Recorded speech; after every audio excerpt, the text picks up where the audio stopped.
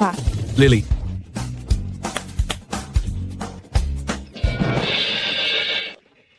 Ayan na. Ang galing mo pa rin. Hindi ka pa rin nagbabago. Teka muna, bakit ka nandito? Siyempre, kailangan kong pumunta rito. Aking mahal na anak, umuwi ka na sa bahay.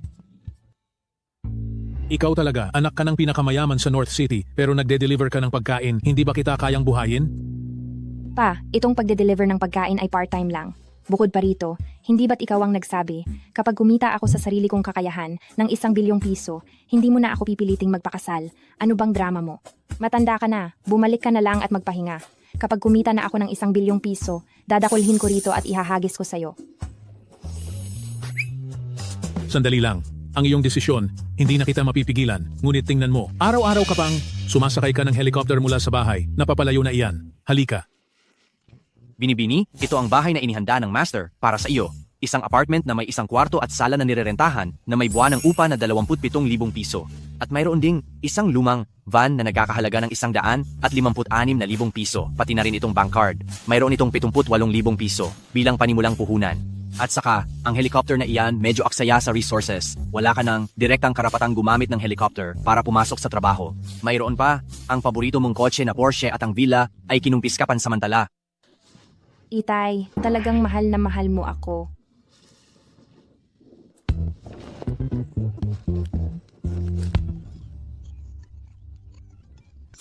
Itay, may kliyente na nagmamadali. Hindi na kita kakausapin. Alis na ako, Itay. Paalam. Lumaki na ang anak ko at may sarili ng pananaw. Sir, ang panganay na anak, sa palagay ninyo, kaya ba niya ang ganitong buhay? Hi! Gusto ko ngang hindi niya kayanin para umuwi na siya agad. Magandang hapon, na-deliver na po ang order ninyo. Pakibigyan na lang po ng 5-star rating. Ito ang pinakahuling order para sa araw na ito. Tapos na. 100,000,000. Napakadali talaga.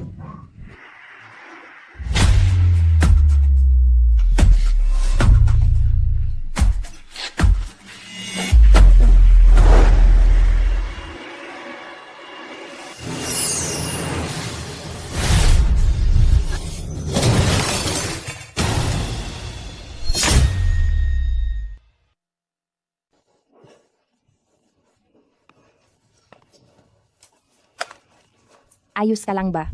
Kumusta ka? Ha? Huwag kang gumalaw. Ngayong panahon, ang mga nagpepeking na sagasaan ay hindi na humihingi ng pera, kundi buhay. Iligtas mo ako. Kung hindi, Huwag, huwag, huwag. ngayon, sa kutsilyong ito, nandoon ang fingerprint mo. Pwede kitang izumbong. Sa tangkang pagpatay, Napakawalang puso mo talaga. Hoy, may nakita ba kayong lalaki na dumaan doon? Nakita ko. Nando.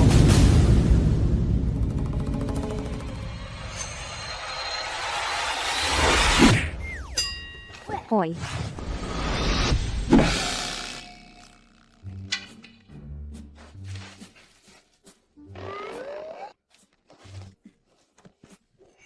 Halika.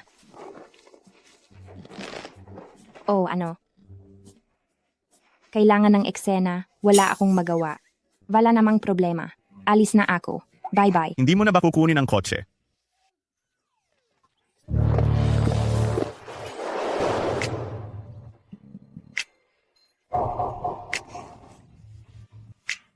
Iligtas mo ako?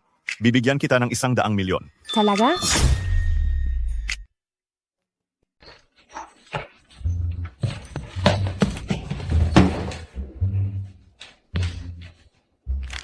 Ang bigat.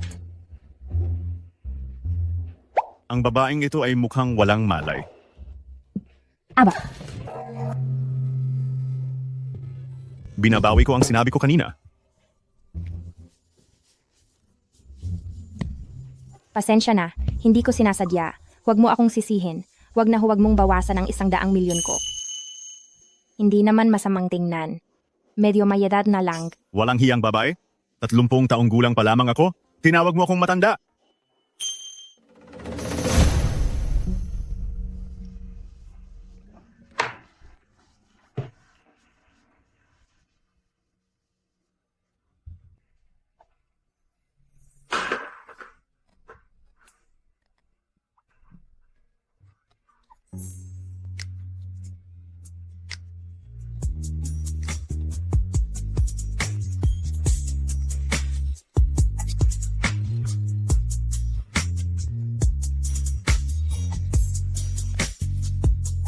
Mabuti na lang at gas-gas lang, swerte ka.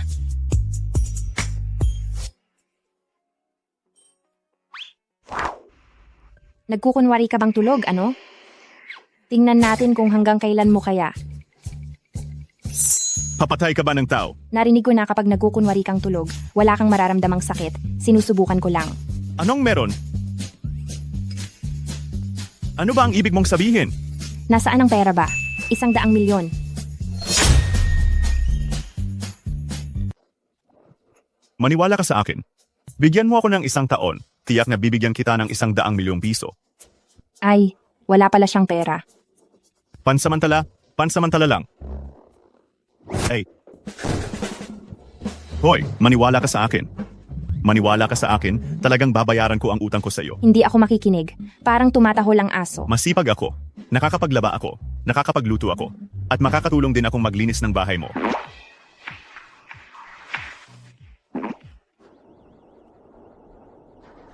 Hoy! Hoy! Ninakaw ang kotse mo!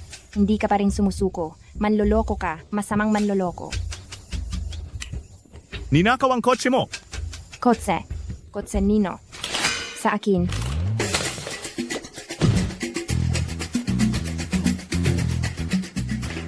Abat ikaw, napakalakas ng loob mong nakawin ang kotse ng lola mo. Wag na! Nagkamali ako! Tawagan ng pulis at ikulong siya. Wala akong telepono.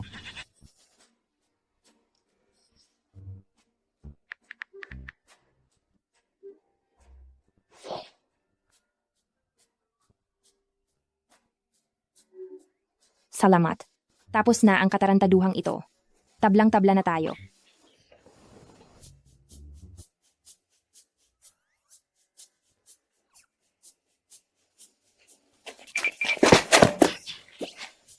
Kuya, bakit ka sumusunod sa akin? Ako, hindi ko matandaan kung nasaan ang bahay ko. Mula sa wala, nakalimutan mo na ang lahat? Ikaw, wag mo akong subukang lokohin. Dahil gusto mong manatili, kailangan mo akong pagsilbihan. Walang problema. Dito ka matutulog. Matutulog ako sa sofa. Bakit? Ano pa ba? Ito ay isang bedroom lang. Kung hindi ikaw matutulog sa sofa, ako. Walang problema. Ang upa ay 3,500 piso sa isang buwan.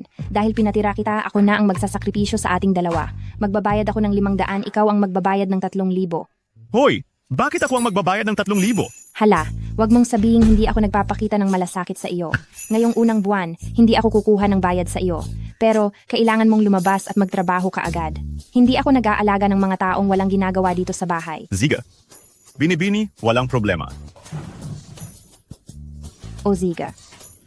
Wala kang gagawin ngayon, maghilamos ka na at matulog. Teka, wag mong pakialaman ang mga gamit ko. Ang pangalan ko ay Tangli, tandaan mo. Simula ngayon, wag mo akong tatawagin kung walang importante. Ang pangalan ko ay Chin Xiao.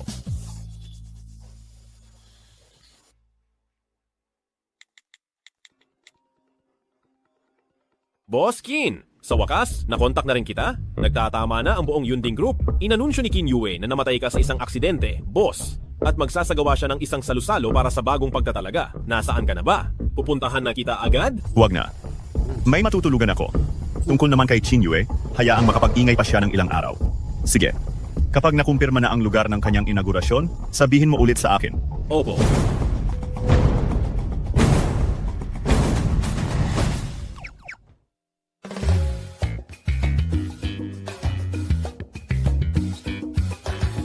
Sa tingin ko, talagang mahirap siya.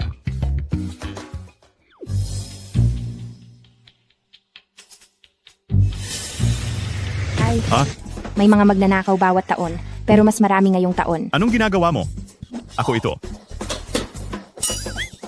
Ika pala?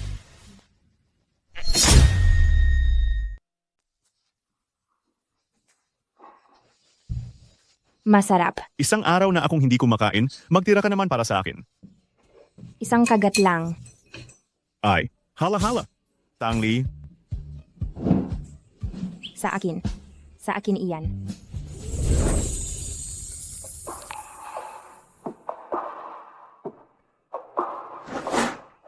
Teka, Dahan-dahan kang kumain. Mayroon pa akong 2 set ng damit pang lalaki doon. Bumili ka na lang ng damit bukas. Mag-i-start na akong magtrabaho sa Yunding Company bukas. Magpahinga ka na ng maaga.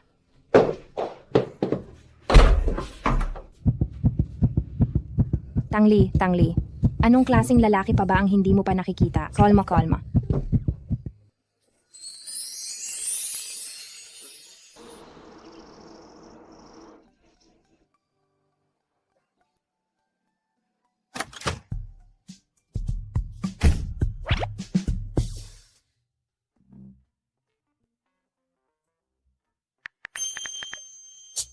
Secretary Wu, handa na ba ang sasakyan? Pababa na ako.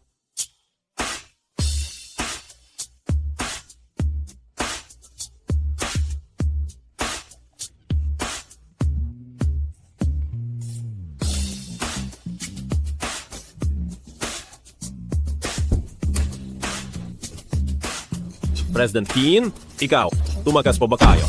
Huwag ka nang magtanong. Magmaneho ka na.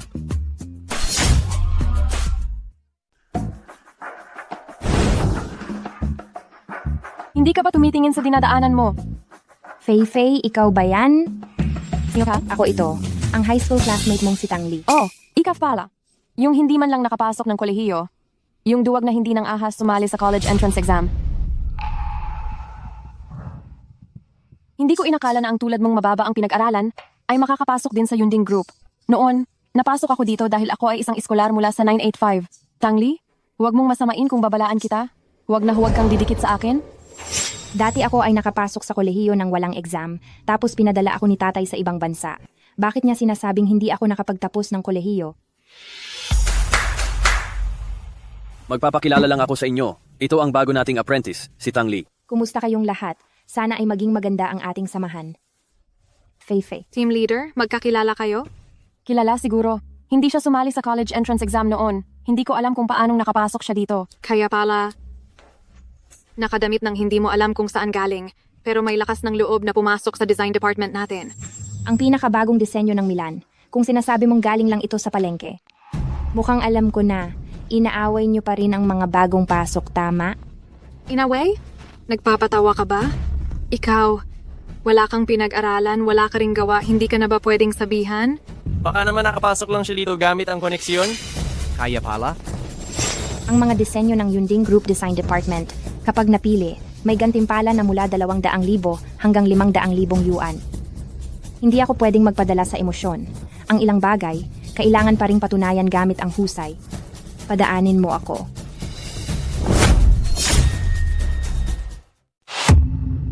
Aba, Bakit mo naman inilagay ang paa mo sa ilalim ng paa ko?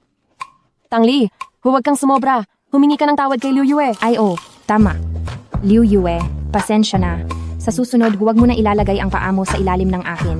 Wala kasi akong preno sa pagbitiw ng bigat. Ikaw, siya.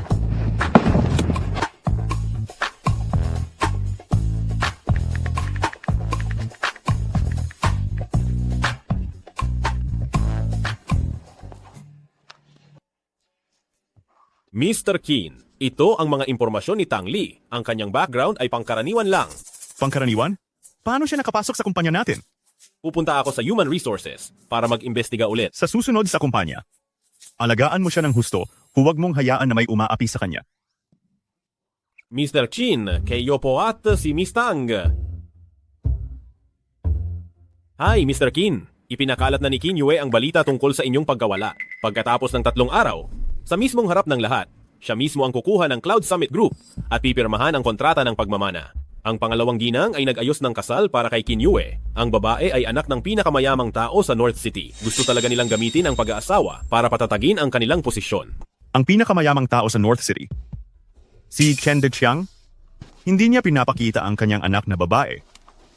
Pati ba naman siya napapayag niya? Mukhang si Qin Yue ngayon ay gumugol ng maraming pag-iisip. Ngunit kung mapapatatag ba niya ang posisyon na ito, iyon ay ibang usapan na. Aray, Mr. Qin, saan po kayo pupunta? 6:00 na. Dapat tapos na ang trabaho niya.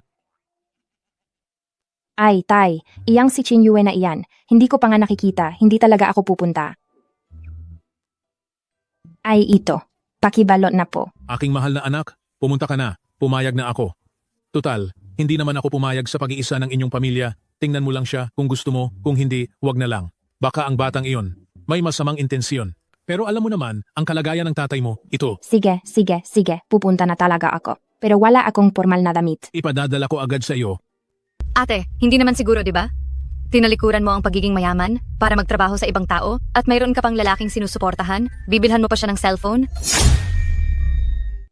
Kung hindi, anong gagawin? Para sa kaligayahan ko, iyong sinabi ko sa tatay ko sa telepono, hindi mo naman hindi narinig. Hi, sa birthday party ng ex ko, kailangan mo akong samahan. Sige, maliit na bagay. Pero ang kaligayahan, hindi ba madali lang ayusin iyan? May ideya ka? Maghanap ng lalaking pakakasalan kunwari.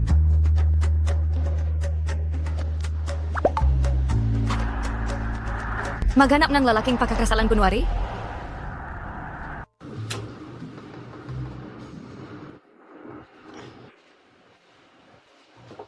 Kung ganoon, Ginoong Chin, aalis na po kami.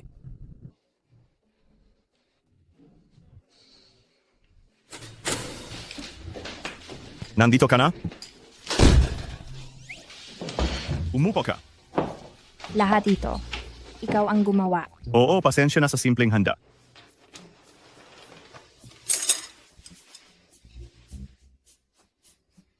Parang pamilyar ang lasa.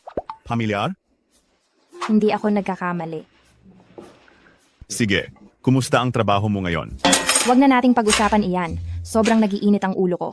Pagdating ko pa lang, binigyan na ako agad ng hirap. Anong nangyari? Huwag na nating silang pag-usapan. Binilhan kita ng regalo. Tiyak na magugustuhan mo. Wow!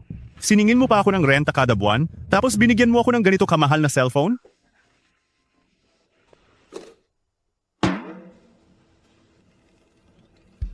Ano ito? Pangmatanda? Huwag mo namang maliitin itong phone ng matatanda. Tingnan mo. Ang lakas ang boses, ang ingay, di ba? Oh, Kung may problema ka, direktang makipag-ugnayan ka na lang sa akin. Hindi naman mahal itong cellphone ko, kaya hindi mo kailangang bayaran. Kailangan mo lang akong tulungan sa isang napakaliit na pabor. ano naman ang napakaliit na pabor na nagkakahalaga ng 200 at 900? Pakasalan mo ako. Ano? Ano? Magpakasal? Hindi ko kayang gawin yan. Magpapanggap lang tayong kasal at babayaran kita ng kabayaran para hindi mo na kailangang problemahin pa ang pagkain at damit habang buhay. Aray.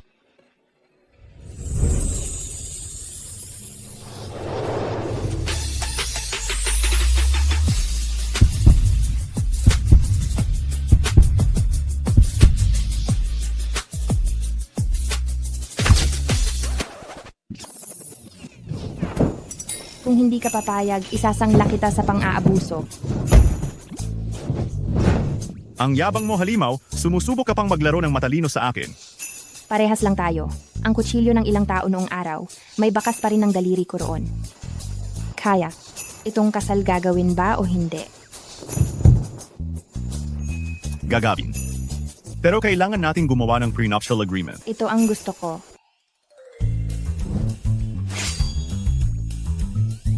Unang probisyon, ang ikalawang panig ay may karapatang tulungan ang unang panig sa pagharap sa iba't ibang mapanganib na sitwasyon. Halimbawa, biglaang inspeksyon ng pamilya. Ikalawang probisyon, ang unang panig ay hindi dapat magkaroon ng malisya sa ikalawang panig. Wala akong intensyon na magkaroon ng malisya sa iyo. Ikatlong probisyon, ang magkabilang panig ay hindi maaaring magkasama sa isang silid. Kahit magkasama sa isang silid, hindi maaaring magkasama sa isang kama. Ang unang panig ang matutulog sa kama. Ika-4 na probisyon, pagkatapos ng isang taon, babayaran ng unang panig ang ikalawang panig, tinitiyak na ang ikalawang panig ay mamumuhay nang walang anumang problema pagkatapos ng isang taon. Deal. Ginoong Kin, masaya akong makatrabaho ka. Masaya ring makatrabaho ka.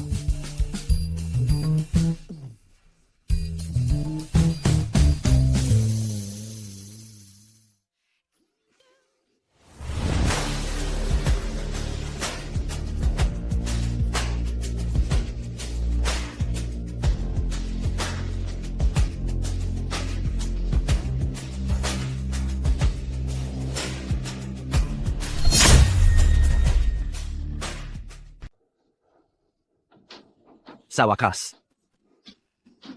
Hindi ka pa rin pala nagtagumpay sa akin, kuya. Wutian, alam kong tapat kang aso ng kuya ko, ngunit ayos lang sa akin na panatilihin ka hanggat handa kang maglingkod sa akin. Ano po ba itong sinasabi ninyo, pangalawang master? Ito po ang nararapat kong gawin. Tawagin mo akong General Manager Kin. Wutian, tandaan mo, si Kinyue na ang General Manager Chin ngayon.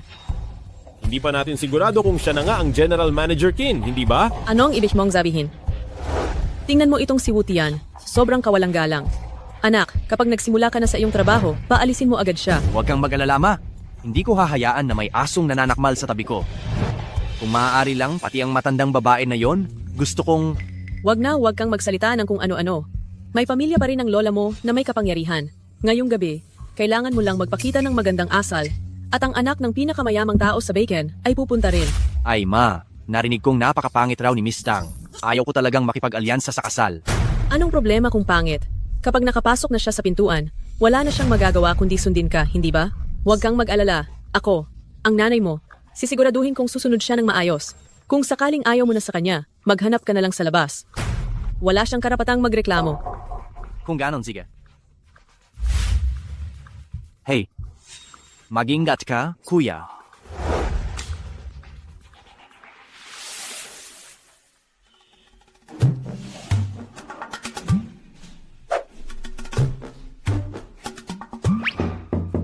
Express delivery, dumating na! Hindi ba't naisaad ko na sa note na huwag kang sumigaw?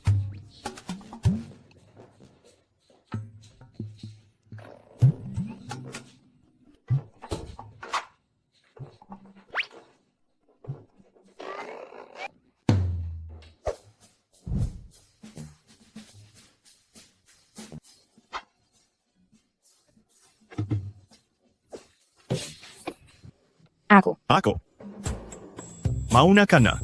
Kailangan ko kasing mag-deliver ng takeout mamaya. Buti na lang at nakahanap ako ng trabaho kanina. Magda-drive ako mamaya bilang driver for hire. Galingan mo, tiwala ako sa'yo. Tutal, ang upa sa unang buwan ay hindi pa babayaran. Huwag kang magmadali, dahan-dahan lang. Tara na.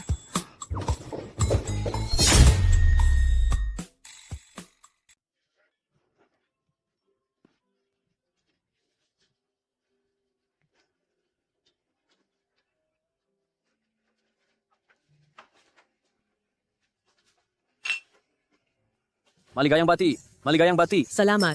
Salamat sa inyo sa pagdalo. Ikalawang Ginoong Kin, batiin kita. Mula ngayon ikaw na ang magiging pinuno ng pamilya Kin at tagapamahala ng Yunding Group.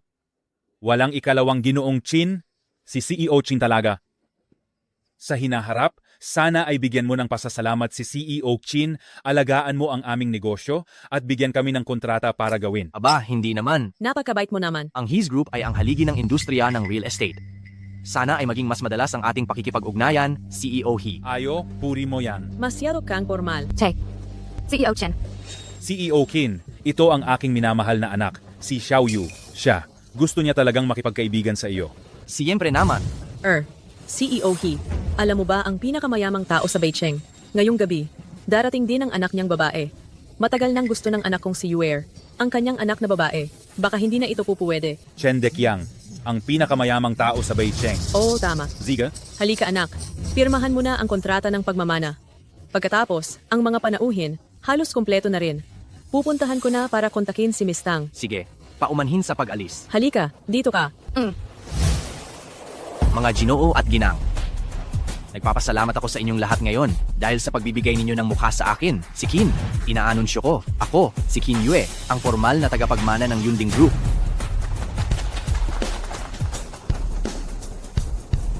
Hindi pa patay si CEO Kin, ikalawang binata. Ganito ka na ba katubili? Wutian, ikaw na naman? Nakikita mo ba ito? Kontrata, nge pagmamana. Wutian, tanggal ka na sa trabaho.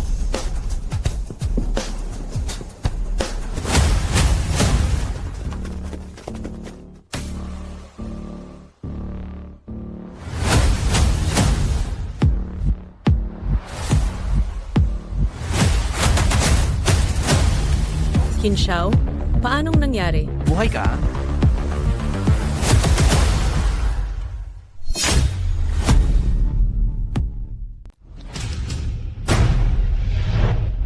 mas malaki ang kakayahan ni Qin Xiao kaysa kay Qin Yue.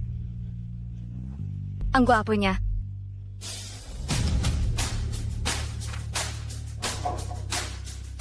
Napakagaling mo talagang kapatid. Kuya, ako. Ngayon na nakabalik na ako, may masasabi ka ba? Wala. Wala. Sigurado pong wala. Kapatid, ang kontrata, wala na iyan bisa. Wala ka namang reklamo, di ba? Wala akong reklamo. Talagang karapat dapat kang tawaging magaling kong kapatid. Sa panahong wala ako sa kumpanya. Salamat sa pag-aasikaso mo para sa akin. Inanunsyo ko, ang seremonya ang pagpapamana kay Qin Yue. Kinakansela ko.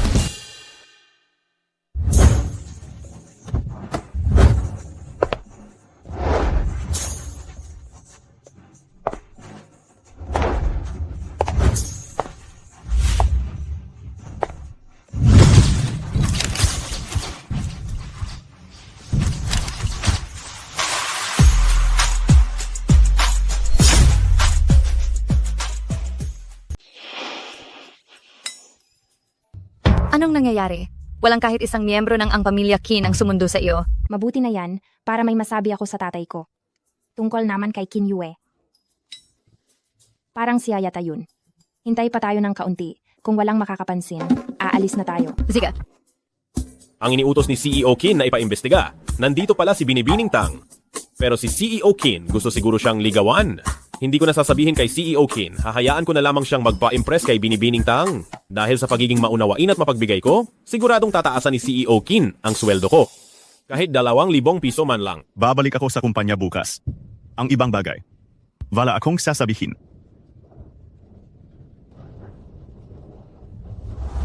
Ang likod na yan parang pamilyar. Shower. Shower. Anong problema? Wala. Shower. Baka siya ba? Xiao dahan-dahan ka? Tangli, ano bang iniisip mo? Si Qin Xiao ay isa lang driver. Paanong nakarating siya rito? Lola, Ikaw talagang bata ka. Alam mo bang nag-alala ako ng sobra? pasensya na po Lola, nag-alala pa kayo, pero ayos lang po ako. Buti naman at wala kang nangyari. Hahanapin ko ang may gawa ng pagpapahamak sa iyo at reresbakan ko sila. Talaga bang iniisip nila na tumanda na ako at mahina? Nangangahas silang gambalain ang apo ko. Qin Xiao. Ay, mabuti at nakabalik ka na. Ang kapatid mo, natatakot lang na ang malaking korporasyon ay walang tagapamahala, kaya lang siya. Ikalawang ginang. Mula ngayon, ang mga bagay na tungkol sa akin ay hindi mo na kailangang intindihin. Mayroon na akong legal na asawa. Ano? Asawa? Shower? Nag-asawa ka na? Opo, siya ay isang espesyal at masiglang dalagita. Mabuti na pakahusay. Ma, Qin Xiao, ang anak kong si Qin Yue, ay ikakasal sa anak ng pinakamayamang tao. Nasaan ang anak ni Chen Deqiang? Bakit wala akong makitang isa na mukhang anak ng pinakamayaman? Ang nakikita ko lang, ang anak mo ay nandoon, nakapaligid sa 2 babae. Gusto kong magtanong, sino sa inyo ang anak ni Chen Deqiang? Baka dumating na ang anak ng pinakamayamang tao. Titingnan ko nga. Ginoong Qin, tingnan mo. Binibining Tang, nagulat ka ba? Alam mo na ba dati? Oo, dali. Taasan mo ako ng sweldo, napaka-responsable ko. Sa buwang ito, ibabawas ako ng 2,000.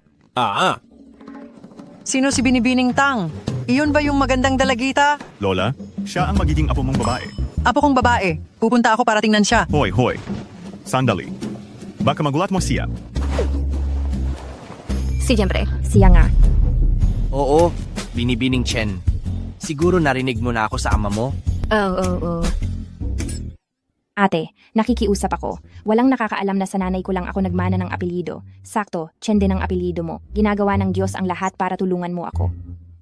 Ganito, sa susunod na buwan ng iyong kaarawan, bibigyan kita ng cute little wolf dog na may abs. Isa lang? 10.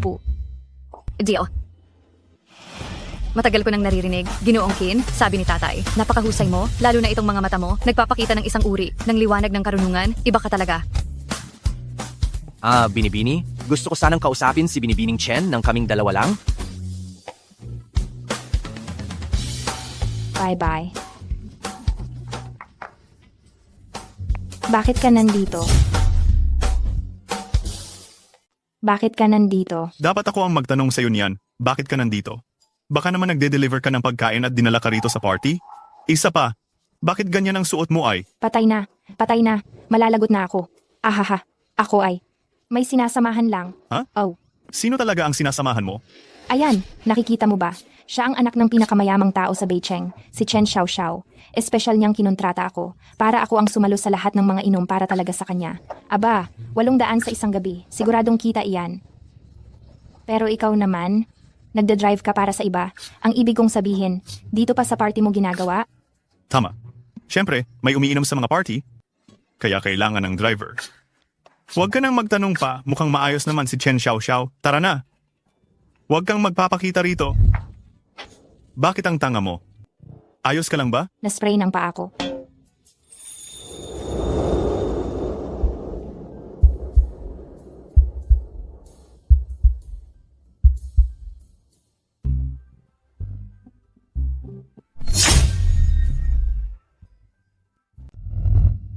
Anong nangyayari? Iiwanan mo ako? Bahala ka na sa buhay mo, Besh. Dumating na kasi ang driver husband ko. Binibining Chen, ano ba ang tinitingnan mo? Wala. Ginoong Qin. Sa tingin ko hindi tayo bagay. Medyo masama ang pakiramdam ko. Mauna na ako. Bakit? Bitawan mo ako. Ipinag-utos ni Boss Chin na ihatid si Binibining Chen pa uwi.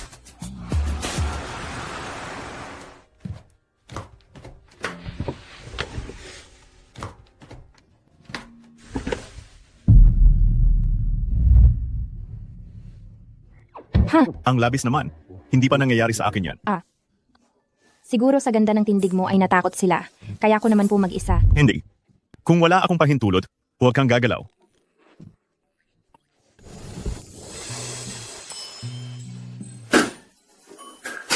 Anong tinitingnan mo?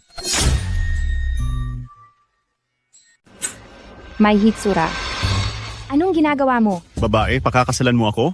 Dahil ba sa kagandahan ko? Hindi. Nagsisinungaling ka. Dahil sa kagandahan ko iyan. Hindi nga. Ha? Ano bang sinasabi mo? Huwag mo akong hawakan.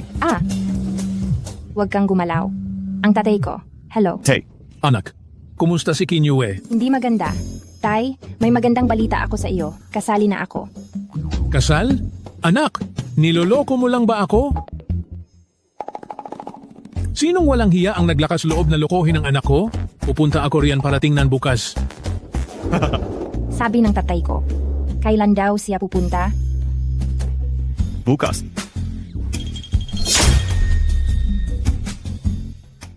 Ang kasunduan natin, hindi mo naman siguro talaga nakalimutan, di ba? Ang unang tuntunin. Ang harapin ng bigla ang pag-iinspeksyon ng mga magulang. Paano kung hindi ko sundin? Mahal. Hindi mo naman siguro ako pababayaan, hindi ba? Ako. Parang yung medyas ko, hindi ko pa nalabhan, di ba? Lalabhan ko.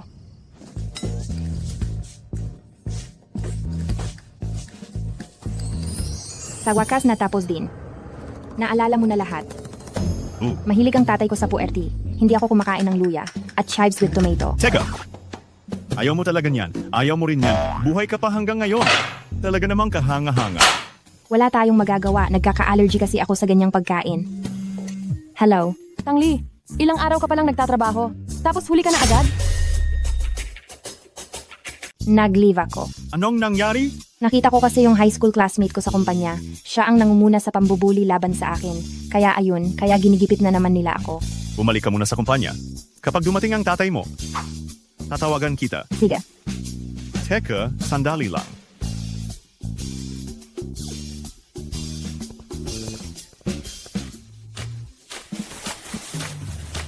Ay, Sir Qin, sa wakas, sinagot mo na ang tawag.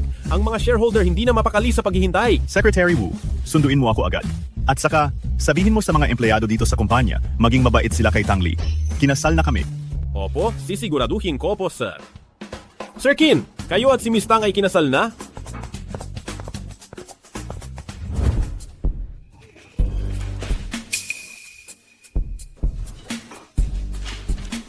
Hindi ba't ito ang initial design proposal ko? Hindi, baliw ka ba? Ganyan mo itatrato ang pinaghirapan ko? Tangli, tingnan mo kung anong oras na ngayon. Kung ayaw mong magtrabaho, umalis ka na. Tama. Nakita ko na ang gawa mo. Kung wala kang kakayahan, umalis ka na agad. Ganoon pala kahalaga sa inyo ang draft ng disenyo ko. Siguro dapat akong medyo maantig. Draft? Draft pa lang ito na hindi pa pinopolish. Mas mataas ang antas ni Tang Li kaysa sa inaasahan ko. Tang Li, hindi sa sinasabi ko, pero hindi ka talaga nababagay sa design department namin. Kung bagay o hindi. Hindi ba natin malalaman sa Haicheng Jewelry Design Competition? Anong biro iyan? Ang aming group leader Tang ay ang third placer noong nakaraang taon. Oo nga, sa napakalaking industriya ng alahas ng Yunding Group, sinusuportahan ng mga group leader at supervisor ang kalahati ng tagumpay. Sino ka ba para magsalita? Kailangan ng kwalifikasyon para sa jewelry design competition. May kwalifikasyon ka ba? Ay, third placer pala. Wow, kung ganoon na ganoon ang asta mo, akala ko ikaw ang champion. Ito. Hindi mo pa alam iyon? Ang champion noong nakaraang taon ay may code name lang. Tinatawag na Cold Heart. Hindi siya dumating. Kaya inabot lang niya ang kanyang gawa sa mga hurado. Sa halip na magdaldalan kayo rito kasama ako, mas mabuti pang magtrabaho na lang kayo para mas marami kayong maibigay na kita sa kumpanya. Hindi ba, supervisor? Ito ay kumpanya, hindi palengke. Anong ingay iyan?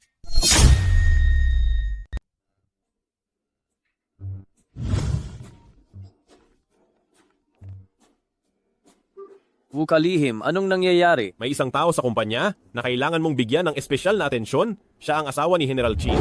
Ang asawa ng Pangulo, ha?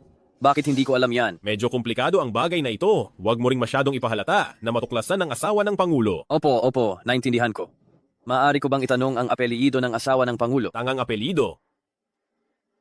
Teng, may dalawang may apelyidong Tang sa kumpanya. Sina Tang Fei at Tang Li. Sino ba talaga ang asawa ng Pangulo? Kailan kaya darating si tatay? Hindi ko rin alam kung handa na si Qin Xiao. Ang lahat ng sumusuporta sa pag-akyat ni Qin Yue sa puwesto. Kusang pumirma na sa kontratang ito. Huwag na tayong maging masyadong kahiya-hiya. Ginoong Qin, tungkol sa bagay na ito, wala rin kaming alam. Noong panahong iyon, inakala naming lahat. Wala ka na talaga. Ginoong Chin, sinabi nilang, patay ka na. Hindi pwedeng walang mamumuno ang kumpanya kahit isang araw. Si Ginoong Qin ay inuri lang bilang nawawala. Kayo naman ay talagang nagmadaling lumipat kay Qin Yue. Kung hindi bumalik si Ginoong Qin, ang Yunding Group ay naibigay na sana sa iba ngayon. Kung gusto ninyo si Qin Yue, hayaang magtayo ng sariling kumpanya si Second Young Master Qin sa halip na patuloy na nakatingin sa kumpanya ni Qin Xiao. Walang hiya. Ha. Bibigyan ko pa kayo ng isang pagkakataon. Pirmahan na ninyo.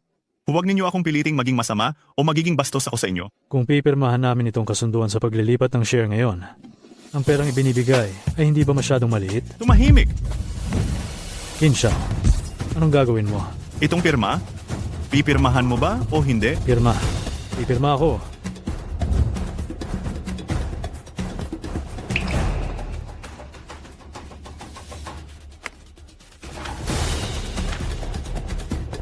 Ang marunong sumusunod sa takbo ng panahon. Simula ngayon, hindi na kayo kasali sa Yunding Group.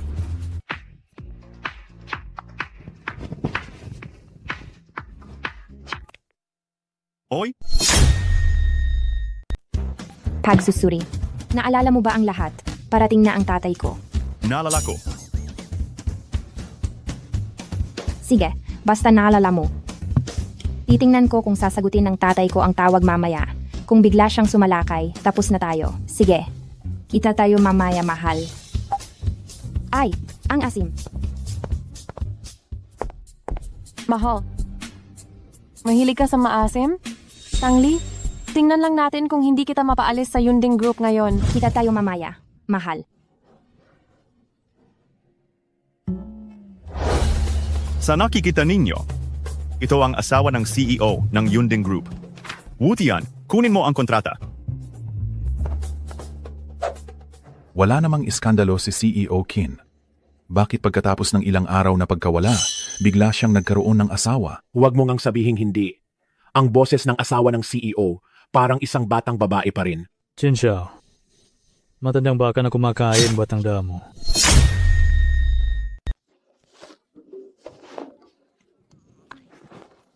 Ate, nasa baba kuno opisina mo, kumain tayo.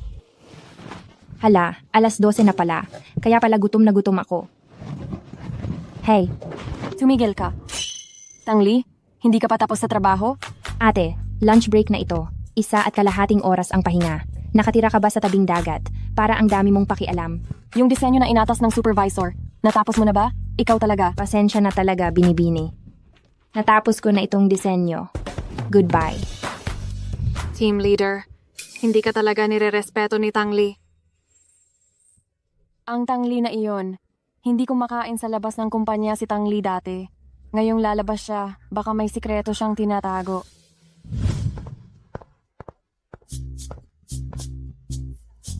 Wow, ang pinakabagong modelo.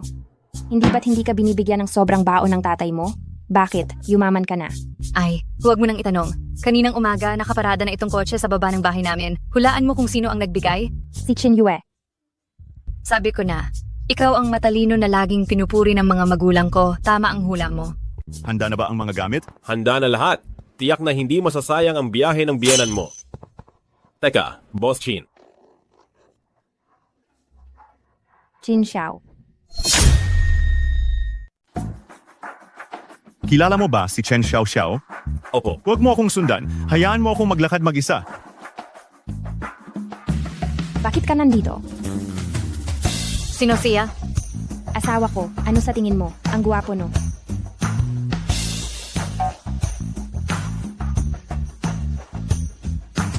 Guwapo. Munti ka na. Nakita na ako ni Miss Chen. Kung nagkita kami, malalantad ang pagkatao ni Mr. Qin. Chin Xiao, pasensya na, niloko kita.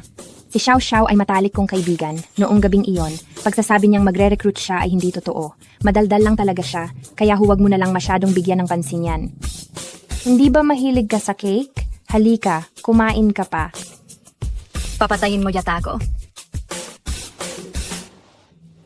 Si Tang Li ay isang napakasipag na babae. Ayokong masaktan siya, kahit na ang gwapo mo. Ang katawan mo, aba. Saan ka ba tumitingin?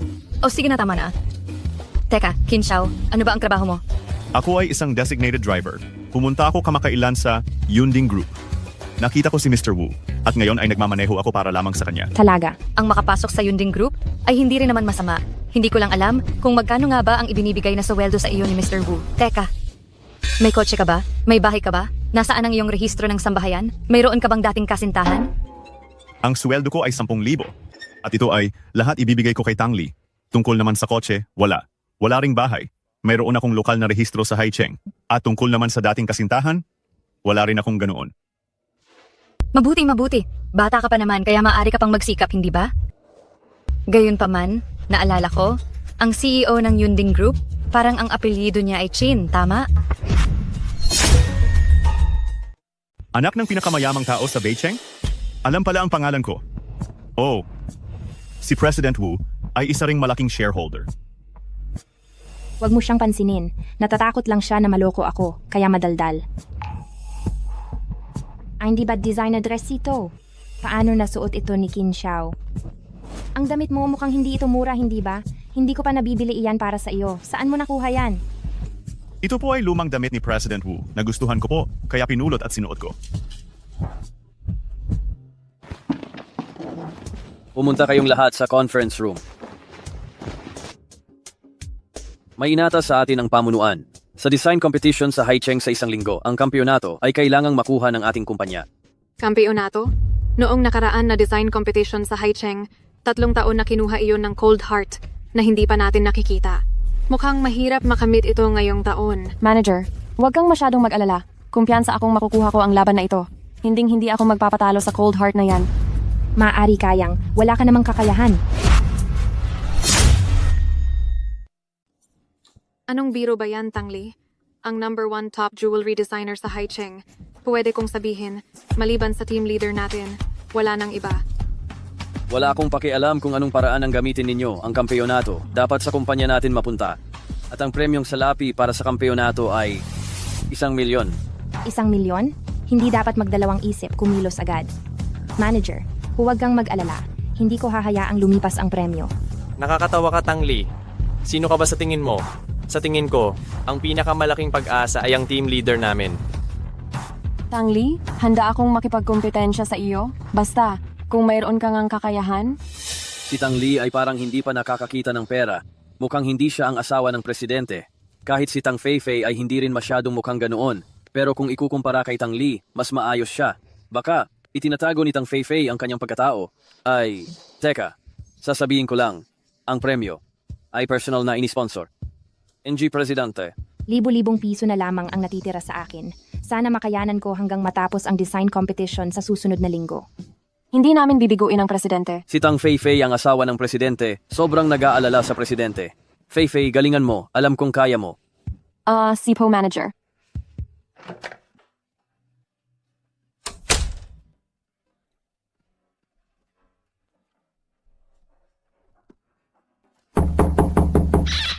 Ang buwisit na Qin Xiao, umalis nang hindi pinapatay ang ilaw, at hindi pa dinala ang susi.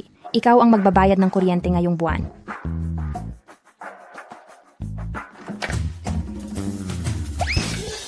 Si Papa? Bakit ka nandito? Hey! Kung hindi ako dumating, baka kinidnap na sana ng iba ang anak ko.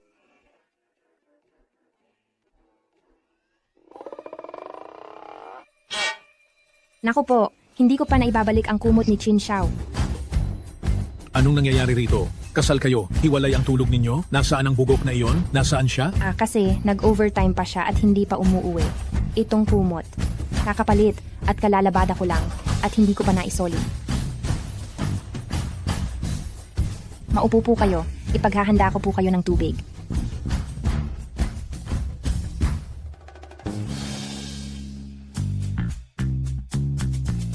Itang kumot. Parang pamilyar sa akin? Nasaan ang banyo? Doon po, Pa.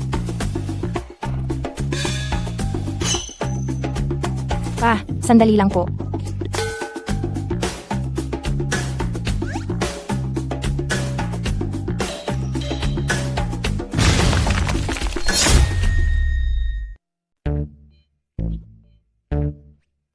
Kayo ba ay...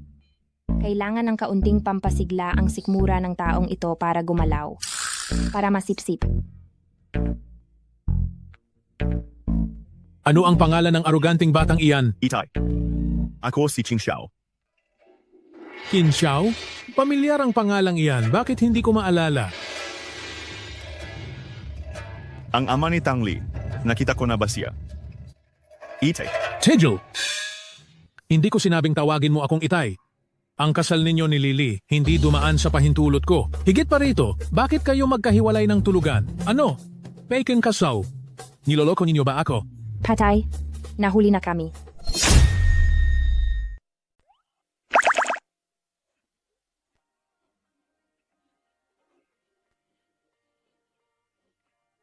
Lily, tingnan mo. Nakamali na si tatay. Kaya hayaan mo na akong pumasok. Ang lakas ng loob mong gawin yan sa harapan ko. Hahalikan mo ang anak ko? Tay, talaga pong may mata kayo para sa katotohanan? Si Lily, nitong nakaraang 2 araw, nag-iinarte sa akin. Kaya pinalayas niya akong matulog sa labas. Kung hindi dahil sa pagdating ninyo, hindi ko siya malalapitan. Oh? Kaya kasalanan ko pa, ganon?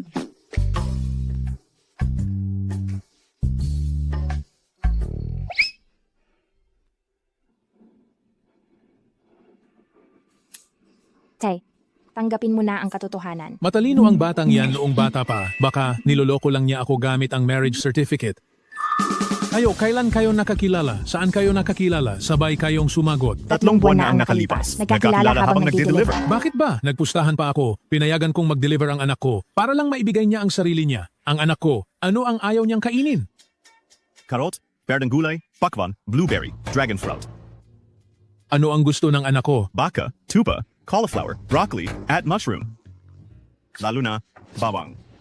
Pwede bang huwag mong tandaan ang bawang ng ganoon kaigi? Gusto ko lang naman kumain ng dinikdik na bawang sa hot pot. Kahit kumain ka pa ng bawang, ikaw pa rin ang aking mahal. Oy, nandito pa ako. Tatay, ginagabi na. Umuwi na po kayo at magpahinga. Ayaw ko. Dito ako. Dito na ako matutulog. Isa lang ang kama ko. Sa sofa ako matutulog. Siguradong nabubuking na, kaya ayaw matulog sa iisang kwarto. Huwag mong hayaang matuklasan ko na peke ang kasal nyo. Tay, sandali lang po. Kukuha lang ako ng gamit. Anong ginagawa mo? Tay, 2 gabi na kaming magkaaway ni Lily, kaya 2 araw na akong natutulog sa sofa. Medyo matigas ang kama. Papalabutin ko lang ng kaunti para sa inyo. Bye, magpahinga na po kayo. Kailangan nyo pang magtrabaho bukas. Good night.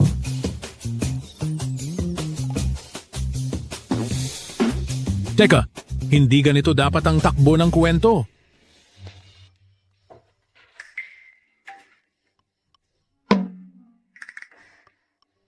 Anong gusto mo? Ito ang mga nakaraang gawa ko. Kailangan kong pag-aralan mamayang gabi. Lahat ng ito ay plano mo? Bakit hindi ka pa bumaba? Kama ko yan. Nasa labas ang aking biyenan. Hindi ako pwedeng lumabas.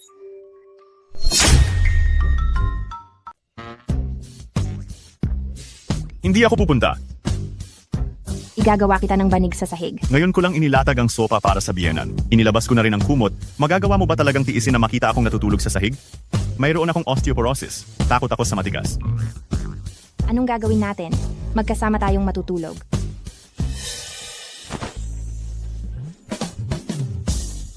Ano bang ginagawa mo? Nakapagtataka, bakit walang ingay?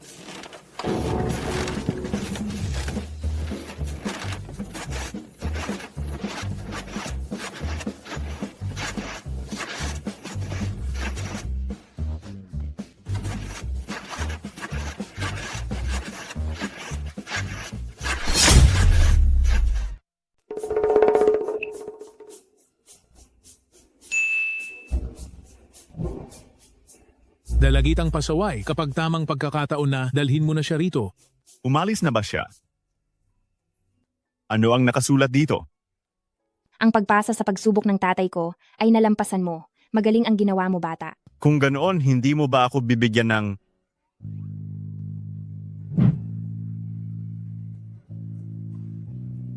gantimpala, ha? Bata ka, kagabi. Sinamantala mo ang pagkakataon, tapos gusto mo pa ng gantimpala. Masyado kang mapangarapin. Nandaya ka? Ble. Anong magagawa mo sa akin? Kapag nakuha ko ang unang pwesto sa design competition na ito, dadalhin kita para bumili ng damit. At syempre papalitan na rin natin ang iyong cellphone. Ikaw na walang puso.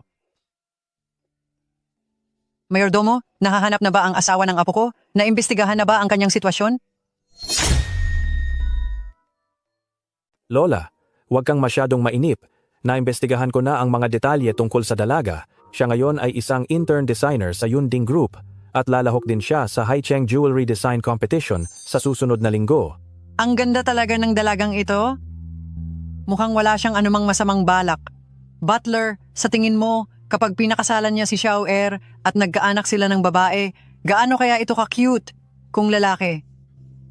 Ayos na rin, pero sana, huwag lang siyang maging katulad ni Xiao Er. Ma, bakit ang saya-saya mo?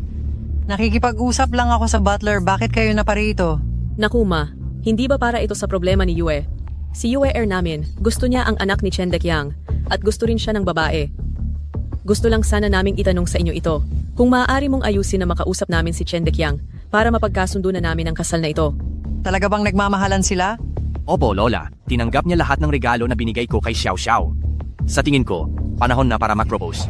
Ang anak ni Chen Deqiang, naloko ba talaga siya ni Qin Yue? Sige na ka. Kakausapin ko si Gechen.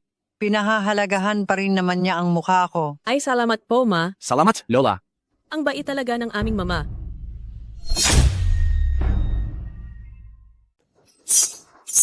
Anong nangyari? Sipon yan. May sipon ka na. Pumasok ka pa sa trabaho. May nanadya talaga sa akin. Alam ko na kung sino. Sigurado ako na si King Er Xiao Yung. Anong ginagawa mo? Ang mga binigay sa akin ni Qin Yue, binenta ko lahat. Ang laman ng card na to ay mahigit 3 milyong piso. Hindi ba wala ka ng pera? Heto, tutulungan kitang makabangon. Ate, mahal kita. May itatanong ako sa iyo. Pupunta ka ba talaga sa Haicheng para sumali sa kompetisyon ng disenyo ng alahas? Hindi mo talaga gagamitin ang pangalan ng malamig na puso? Salamat, kung hindi dahil sa iyo. Huy, Lily, inirehistro kita para sa kompetisyon ng alahas sa katabing lungsod na isumite na ang mga disenyo. Mag-isip ka ng palayaw mo. Hump! Kung hindi ka pupunta sa klase sa piano, hahatiin sa kalahati ang allowance mo ngayong buwan. Hayang malamig na puso kong ito. Malamig na puso? Ang baduy naman ang panggalan na yan. Lily, siguradong sisikat ka? May tao ba kanina? Ate, naniniwala ako sa'yo. Sasali rin ako sa pagkakataong ito. Sama-sama tayong magpapakatotoo. Tama na, magtrabaho na tayo. Teka, sandali. Matutulungan mo ba akong magtanong tungkol sa sekretarya ni Ginoong Chin? Ano bang klase siyang tao? Chen Xiao Xiao, umamin ka. Umiibig ako sa isang sekretarya. Hindi ko alam kung papayag si Tito Chen. Ginagaling Chin, naayos na ang lahat ng bagay na may kaugnayan sa kompetisyon sa disenyo? Mabuti, huwag kang magkamali. Chin Xiao. Si Ai. Ginagaling Wu? Inutusan niya talaga akong pumunta dito sa kumpanya para gawin ang ilang pagkaalila para sa kanya. Ikaw si Ginagaling Wu. Kumusta po? Madalas ko talagang marinig si Qin Xiao na binabanggit kayo. Sinasabi niyang napakabait ninyo talaga sa kanya at nagbigay ng pagkakataon. Huwag kang mag-alala. Ano man ang ipagawa ninyo, utusan niyo lang si Qin Xiao. Sa totoo lang, isa rin siyang napakasigasig na tao. Mabuti. Hindi ko inakala na ipagtatanggol niya ako. Ginagaling Wu, magsisimula na ang pulong ng mga taga-disenyo. Kailangan mo nang talagang pumunta doon. Oo. Iyon, sige, mauna na ako. Kin, mag-usap muna kayo ng asawa mo dito. Pagkatapos mag-usap, bilisan mo at pumunta ka na. Opo. Bakit ka nakatayo lang? Hindi ka pa aalis. Hindi tama na mauuna ang boss. Nais ko pa sanang kausapin ka. Importante ang kumita. Napakabihira na nagkaroon ka ng disenteng trabaho. Pahalagahan mo. Pero ano? Umalis ka na. Qin Xiao. Masarap hawakan.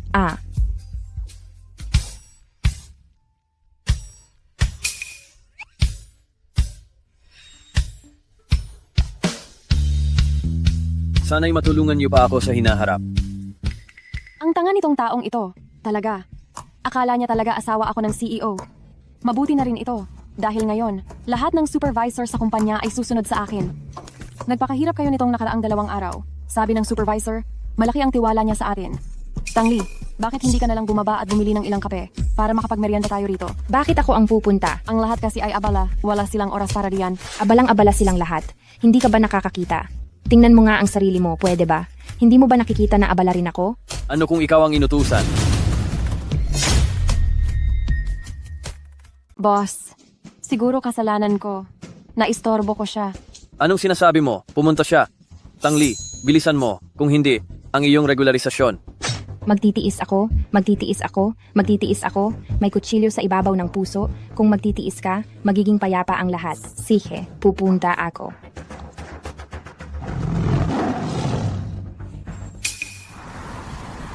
Ito na ang kape.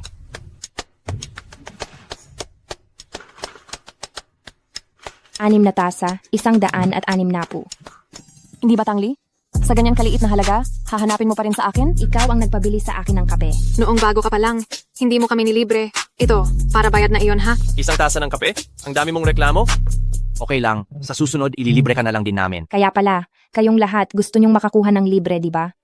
Tangli, parang sumobra na yung sinasabi mo. Ako sumobra. Tangli, magkakatrabaho tayo. Huwag nating gawing pangit ang sitwasyon.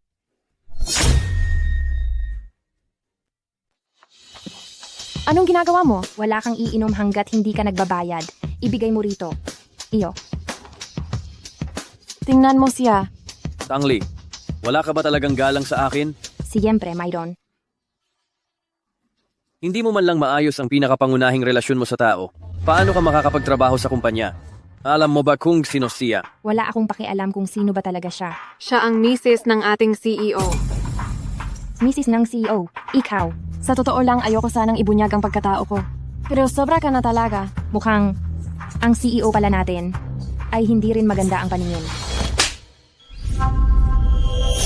Mag-ingat ka sa pananalita mo. Wala pang nakakasampal sa akin sa tanang buhay ko. Ikaw ang una. Kung ganoon, ano ngayon? Ngayon, ako ang papalit sa magulang mo para tumpakan ka ng husto. Bitawan mo ako. Bakit mo ako tinititigan? Hindi mo siguro ako kayang saktan, di ba?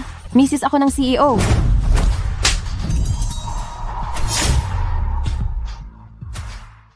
Fei, maayos ka lang ba? Naglakas loob kang saktan ako? Ang pagtitiis ay hindi magdadala ng kapayapaan. Bagkus, lalo mo lamang akong babastusin. Mabuti na yang sampal na yan para sa iyo. Tangli, tumigil ka riyan. Ha? Team leader, mag-ingat. Bitawan mo ako. Bitawan mo. Bitawan mo. Huwag ka na diyang magtagal. Tiyak na mapapahamak ka kapag nalaman niya ng CEO. Bitawan mo. Ano ito? Bitawan mo. Tumigil ka. Ano ito? Tangli, buntis ka. Grabe naman. Ako pa pala ang pinag-uusapan. Huwag ka nang magsalita. Nagtago ka ng impormasyon. Nabuntis ka bago ka pumasok sa kumpanya. May karapatan akong tanggalin ka agad sa trabaho. Ihanda mo na ang mga gamit mo. Umalis ka na. Supervisor Lee, hindi po akin yan. May nag-iiskema sa akin. May pangalan mo dito. Gusto mo pang magsinungaling? Hindi. Pagdating ko kasi kaninang umaga, hawak na ni Liu Yue itong pregnancy test result at hindi ko lang nakita ang pangalan sa itaas. Supervisor, huwag mong pakinggan ang pinagsasabi niya. Gusto niya lang akong idawit. Sobra na yan. Tingin ko, nandito ka lang sa kumpanya para magkunwaring nagtatrabaho, hindi ba? Supervisor, tanggalin mo siya. Ginawa niyang magulo at maingay ang design department. Tang Li, ako ang asawa ng presidente. Pinapayuhan kitang mabuti. Mas mabuti kung kusang loob kang umalis sa kumpanya. Huwag mo nang hintaying pumangit ang kalalabasan. Kung hindi mo ako kayang paalisin, gagamit ka ng ganitong kahiyahiyang paraan. Ganoon ba? Huwag kang magsalita ng kung ano-ano. Sa buong buhay ko, ayaw ko sa lahat yung may nagtuturo sa akin.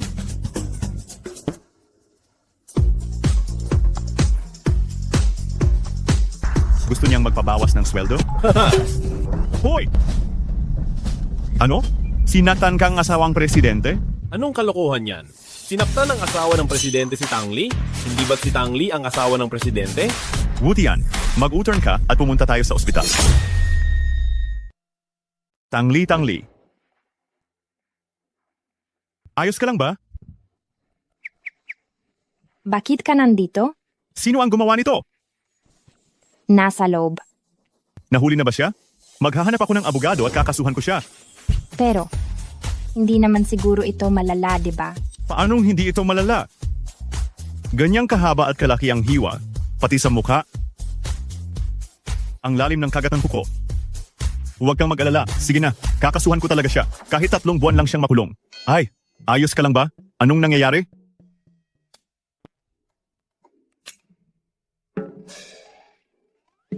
Tang Li, ikaw ang idedemanda ko. Babayaran ko ang lahat ng medical expenses. Ang maikling panahon na mapupunta ako sa loob, pwede bang paikliin ng kaunti? Huwag na huwag kang gumalaw. Ngayon mo lang naramdaman ang sakit? Natanggal sa trabaho? Tapos nagkaroon ka pa ng sugat sa katawan? Hindi ko naman pwedeng hayaan na lang ako mabintanggan at manatiling walang kibo, di ba? Tsaka, hindi naman ako nalugi ah. Hindi mo ba nakita si Tang Fei sa isang kaliwang hook ko? Dahan-dahan. Napahiga siya. Hindi ko talaga alam kung maganda ba ang paningin ni Mr. Qin o hindi. Anong nangyari sa kanya? Wow, nagulat ako na nagustuhan niya ang katulad ni Tang Fei. Ilapit mo ang mukha mo. Ang seryosong tingin mo, mukhang may taglay na ganda.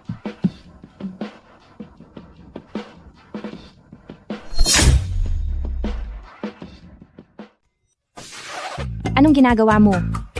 Magsabi ka ng totoo. Pinakasalan mo ba ako dahil sa kagandahan ko? Anong pinagsasabi mo? Ako ba yung taong naghahabol sa kagandahan? Tama ka.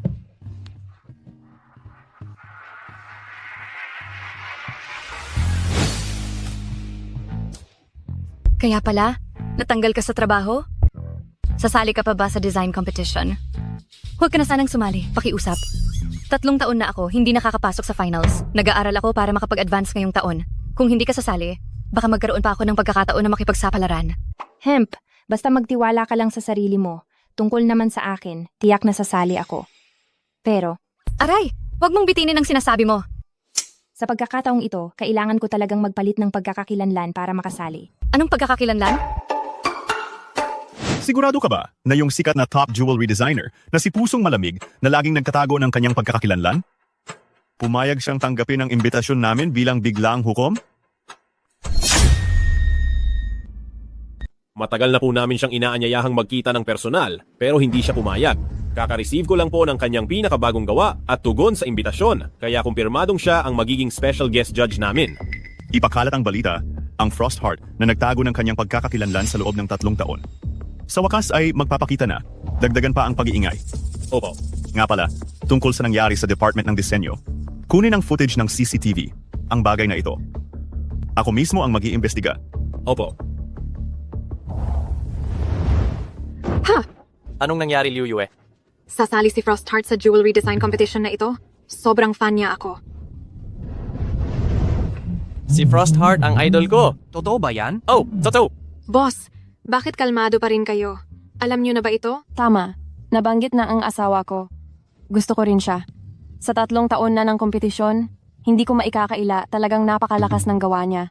Ang swerte niyo naman, boss. Kayo at ang presidente, kailan kayo magpapakita ng inyong pagmamahalan sa publiko? Ayaw niyang maging maingay. Sa ibang araw na lang siguro.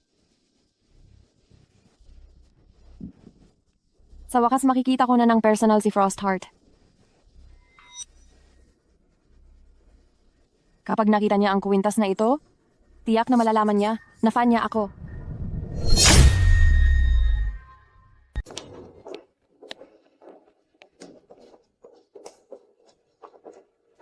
Ay, boss, ngayong haharapin natin ang malamig na puso. May kumpiyansa ka ba? Una man, Pero, noong nakaraang pangalawang paligsahan, 20 ang nakapasok sa finals, ngayong taon 10 lang, ang kompetisyon, pahirap ng pahirap. tapos, ang posisyon ng kampeon, siguradong makukuha ko. Hindi siguro? May pondo mula sa CEO ngayon, baka gumamit ng shortcut si Tang Feifei. Tama talaga na sumipsip ako. Tang Li, bakit ikaw na naman? May lakas ka pa ng loob na magpakita sa akin? Lily, sila ba ang mga nambubuli sa iyo? Hindi ba sinabi mo, bali ang mga paa nila? Mukhang wala naman silang kahit anong problema ah. Ikaw. Ay, tama na, hindi na ako magsasalita. Maghahanda na ako. Teka muna. Anong ibig sabihin nagababang ito? Tangli, ito ay isang kompetisyon para sa pagdidisenyo ng alahas. Katulad mo, na walang anumang gawa. Paano ka ba talaga nakalusot sa preliminary round? Paano mo nalaman na walang gawa si Lily? Sige, sabihin mo nga sa akin. Anong gawa mo? Ayan, iyang kuwintas na nasa leeg mo. Ako ang nagdisenyo.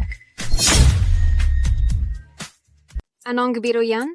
Ang kuwinta sa leeg ng team leader ay disenyo ng nag-champion sa loob ng 3 taon. Si Pusong Malamig. Nakakatawa. Tangli, hindi ka man lang nag-isip bago ka nagsinungaling. Sa ganyan mong pananalita, ikaw na ngayon si Pusong Malamig? Tama, si Lily ang pusong malamig. Ay naku siya. Siya si Pusong Malamig? Ang Pusong Malamig ay idolo ko. Kung siya si Pusong Malamig, sasampalin ko ang sarili ko ng 10 beses bilang paumanhin. Oho, tatandaan ko yung sinabi mo. Tangli, dahil naging magkatrabaho tayo, pinapayuhan kitang huwag kang magyabang. Darating din si Pusong Malamig ngayon. Kapag napahiya ka, huwag mong sabihin kilala mo ako. Liu Yue, pumasok na tayo muna. Tara, pasok na rin tayo. Aabangan ko ang kahihiyan nila. General Manager Chin, nasa pintuan na si Pusong Malamig.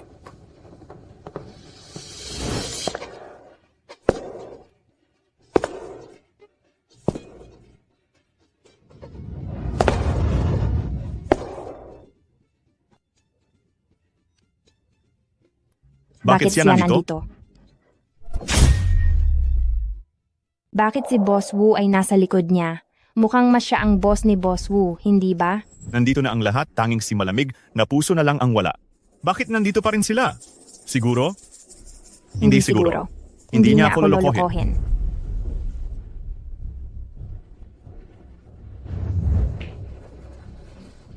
Kayo pa ba si Ma'am Han?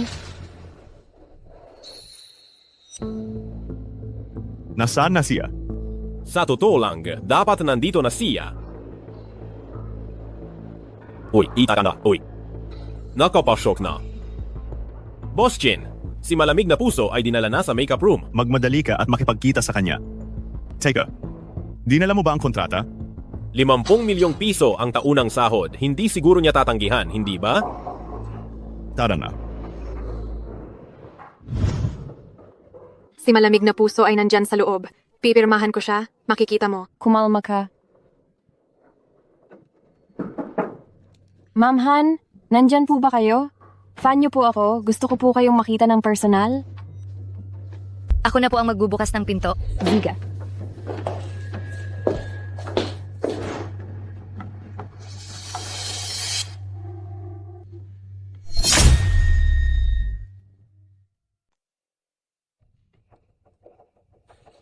Kumusta po? Ito po ang lahat ng materyales at listahan ng mga lahok para sa finals. Paki-score po ng Anonymous. Sige, salamat po. Gurohan, fan niyo po ako. Gustong-gusto ko po kayo. Ako rin, ako rin. Pasensya na. Nagkamali kayo ng tao. Isa akong makeup artist. May problema sa ilaw nitong silid. Nasa kabilang silid sigurohan. Zika. Teka, mga kalahok ba kayo? Pumasok na kayo agad sa loob. Nalabas na ang paghusga para sa final entries. Ang magbibigay ng parangal ay walang iba kundi si Gurohan. Ang bilis naman. Dali, pumasok na tayo.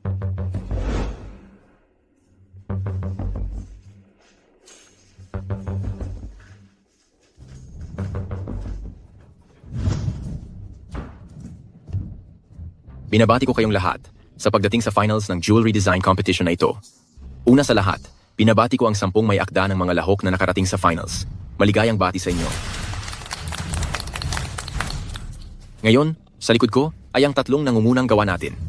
Unahin muna nating ibunyag ang pang-5 puwesto, ang gintong pulseras ng masaganang Dragon at Phoenix. Nagpalit lang ng damit. Baka kanina lang galing pa siya sa kama ng kung sinong investor. Pinuno, tingnan mo siya, talagang humahanap lang ng gulo. Naalala mo pa ba ang taya natin? 10 sampal iyon ha. Hindi ka maaaring maging ang malamig na puso. Ngayon, ang 3 nating huling likha ay nasa likod ko. Tara, ibunyag natin ang 3 nagwagi. Binabati namin ang contestant number 7, si Liao Chaohua, sa pagkapanalo ng 3 puwesto sa mahalagang patimpalak na ito.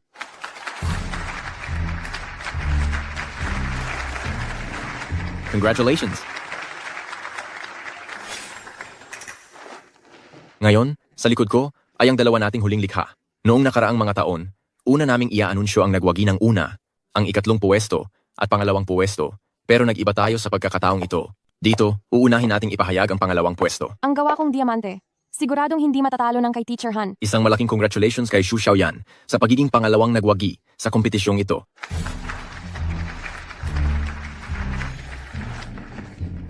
Congratulations! Shin and 7 double.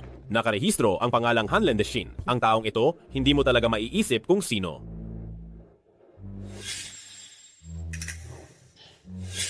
Ang ating kampeon, sino kaya ang makakakuha nito? Tangli, nakita mo ba? Siguradong sa akin ang kampeonato. Hindi ko inakala na basura ka pala. Hindi ka man lang pumasok sa top 5. Leader, nabalitaan ko na. Sa pagdating ng pagkakataong ito, sasali rin si Teacher Han. Ang huling likhang ito. Sa iyo ba ito? Sa akin ito. Binabati natin ang kampeon, ang pambihirang panalo sa design competition na ito. Batiin natin ang kampeon ng design competition, ang surprise winner, si Chen Xiaoxiao. Lily, nagtagumpay ako. Hindi maaari.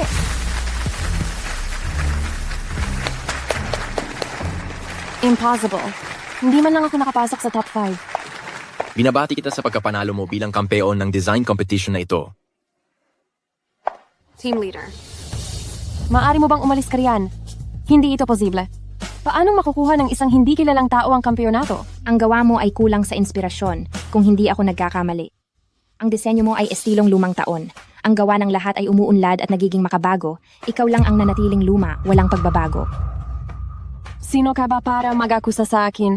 Kung sino ako, malalaman mo rin kaagad. At saka, ngayon, iba ang ating guest presenter. Ang hindi pa nagpapakita na si Cold Heart. Naniniwala akong marami ang gustong malaman kung sino talaga siya, tama? Ating imbitahin si Teacher Han na umakyat sa entablado para mag-award. Teka, hindi pala sumali sa kompetisyon si Teacher Han? Naging hurado pala siya. Hinahangaan ko talaga siya. Hindi ko alam kung sino siyang dakila. Nasaan si Teacher Han? Bakit hindi ko siya makita?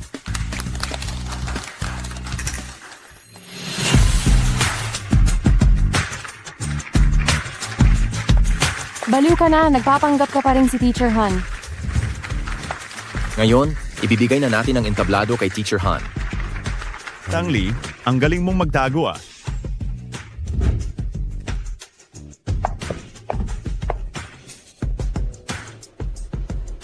Magandang gabi sa inyong lahat.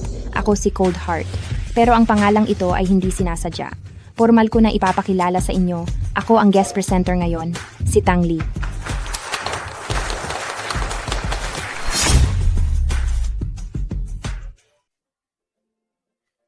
Lily, nakita mo ba? Si Tang Feifei kanina, namutla sa galit. Oo nga, Tutu. Pero nakakalungkot, ang 10 sampal ni Liu Yue, hindi ko talaga pinayagan na gawin niya. Sa susunod babalik ako rito. Pero sa wakas napatunayan ko sa tatay ko na kaya kong mag-aral ng disenyo. Xiao, ikaw ang pinakamahusay. Halika, magtuwas tayo.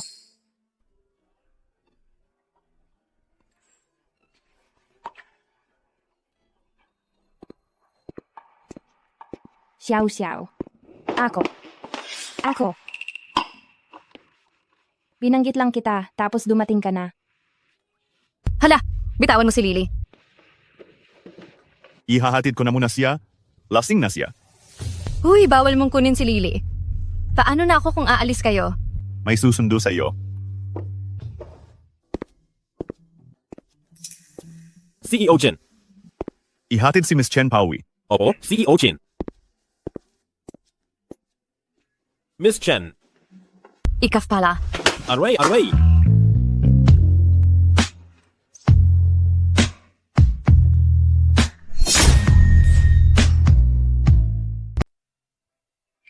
Ayoko. Huwag kang maglilikot. Ayokong pumasok. Gusto mo akong ilagay sa isang kahon. Ito ay isang sasakyan. Hindi ito sasakyan. Ang sasakyan ay talagang gumagalaw. Ito nga ay sasakyan. Hindi ito sasakyan. Tingnan mo, hindi nga iyan gumagalaw. Ito ay itim na kabaong lang. Ziga. Kamahalan, kung ganoon, magkasama tayong papasok sa kabaong. Tara. Ayoko. Tang Li. Gusto mo pa bang umuwi? Umuwi? Malayo ang bahay ko. Hindi natin maaabot. Maaari kitang kargahin. Tara na, sumakay ka na sa kabayo. Ako na lang kaya ang kumarga sa iyo. Huwag na huwag kang maglilikot. Sumampa ka na. Tumalon ka nga. Tara na, alis na tayo.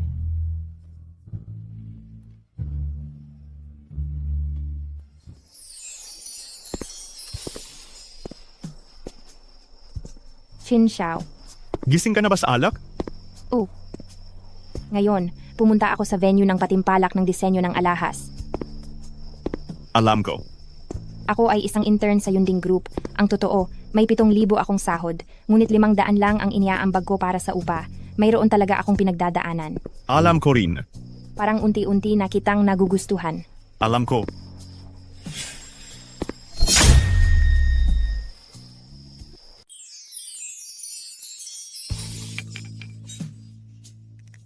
Kalimutan mo na lang na sinabi ko.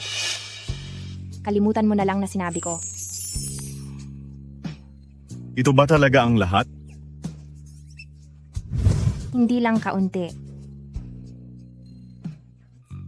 Ikaw? Seryoso ka ba?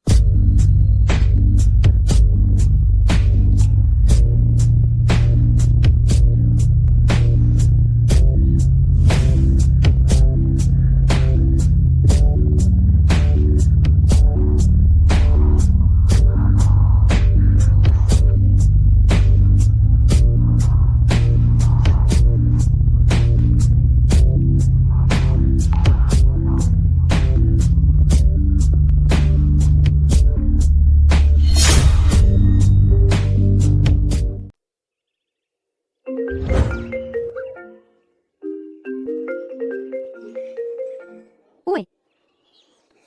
Ano? Si Qin Yue? Magpa-propose sa bahay namin?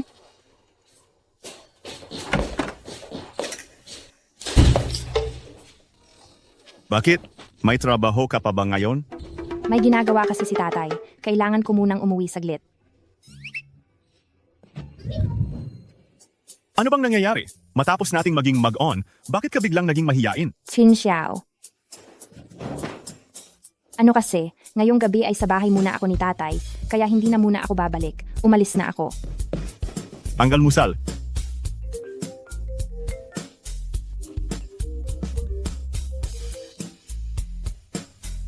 Hello, Lola. Xiao, si Qin Yue, magpa-propose ngayon doon sa pinakamayaman sa Beicheng, sumama ka na rin.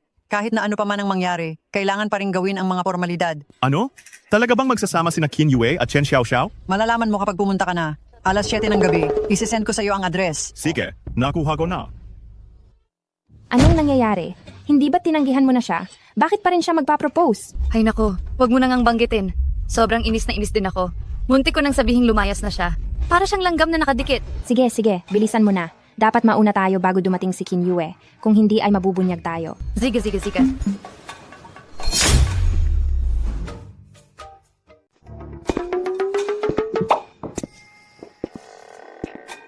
Amo, si Qin Yue ay pangalawang batang amo lang ng pamilya Qin. Hindi po kayo dapat mag-alala. Siyempre, kailangan natin siyang tanggihan. Pero itong si Tang Li, nagpakasal siya ngayon sa isang ordinaryong tao. Hindi ko naman pinipilit makipag-alyansa, pero dapat na angkop sila sa estado, hindi ba? Paano kung pera lang ang habol ng lalaking iyon? Amo, ang panganay na binibini ay inosente nga, pero hindi rin naman siya tanga. Alam niyang makilala kung sino ang mabuti at masama. Amo, huwag na po kayong manigarilyo. May sipon po kayo. Kapag nakita kayo ng anak ninyo, aawayin na naman kayo. Natatakot pa ako sa walang hiyang babaeng iyon. Paparating na po siya. Dali. Itago mo.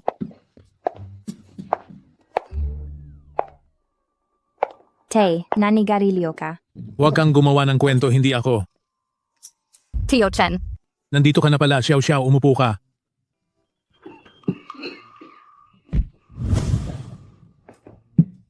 Tay, kasal na ako. Wala nang saysay kung papupuntahin mo pa si Qin Yue. Pauwiin mo na siya. Sa tingin ko, maganda pa rin ang pantayang katayuan. Sasabihin ko sa inyo ang totoo. Akala ni Qin Yue na si Xiao ang anak mo. Ha? Akala ni Qin Yue na si Xiao ang anak mo. Ha? Akala ni Qin Yue na si Xiao ang anak mo. Oh, Tingnan mo ang sarili mo. Ano pa bang masasabi ko? Ngayon pati si Xiao ay idinamay mo na. Tay, ayaw mo rin naman sigurong makita akong magpakasal sa taong hindi ko mahal, di ba? Kung ganoon, tatawagin ko si Qin Xiao. Hindi ba't pumayag ka noon na papuntahin siya rito para kumain? Sakto. Para din si Qin Yue ay kusang umalis na. Aizus, Tiong Chen. Nakita ko na rin naman ang asawa ni Lily, bagamat wala siyang masyadong pera, siya naman ay maaasahan, at lalo na, sobrang bait niya kay Lily. Malaki at mayaman ang pamilya Chen natin. Tiyak na hindi ito malulugi. Hindi ba't mas mainam kung papayagan na nating magpakasal si Lily sa taong mahal niya? Ay, itay. Sige, tawagin mo siya. Ngayong gabi, kakain tayo sa Yuehe Hotel. Okay.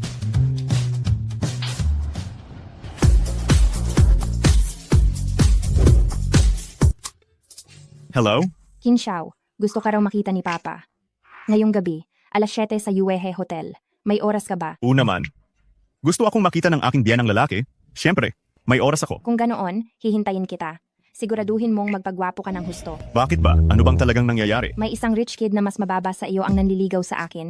Gusto raw kayong i-evaluate ni Papa. Sige, walang problema.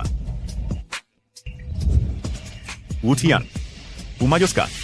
Umuwi muna tayo para lang kumuha ng ilang gamit. Boss Chin, pupunta pa tayo sa North City ngayong gabi. Malapit nang mawala ang aking asawa. Mag-alala pa ba ako kay Qin Yue?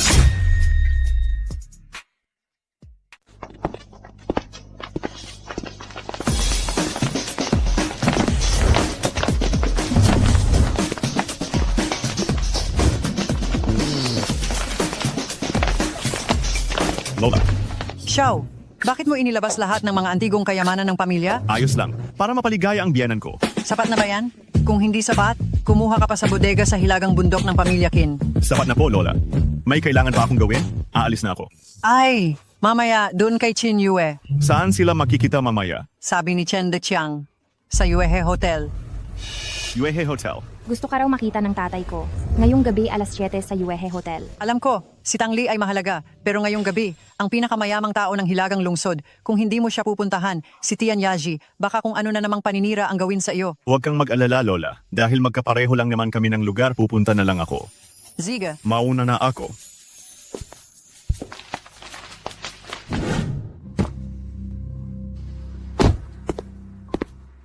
Anak, ngayong araw, kailangan mong magpakitang gilas ng husto. Kapag napasunod mo si matandang Chen Deqiang sa hinaharap, puwede na tayong tumayo sa sarili nating mga paa. Huwag kang mag-alala, inay. Kapag pumayag si Chen Deqiang, hindi ako matatakot kung hindi pumayag si Chen Xiaoxiao. Ano ba si Qin Xiao kung dumating ang oras na iyon? Pantay lang kami ng katayuan. Hindi na ako ang second Master Qin na laging nalalamangan ni Qin Xiao sa mata ng ibang tao. Tama. Sige na, umalis na tayo, anak.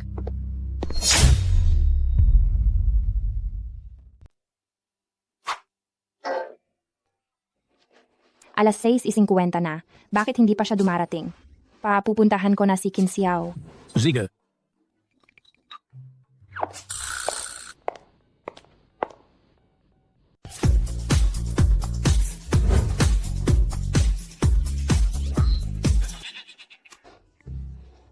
Hello, parating na ako.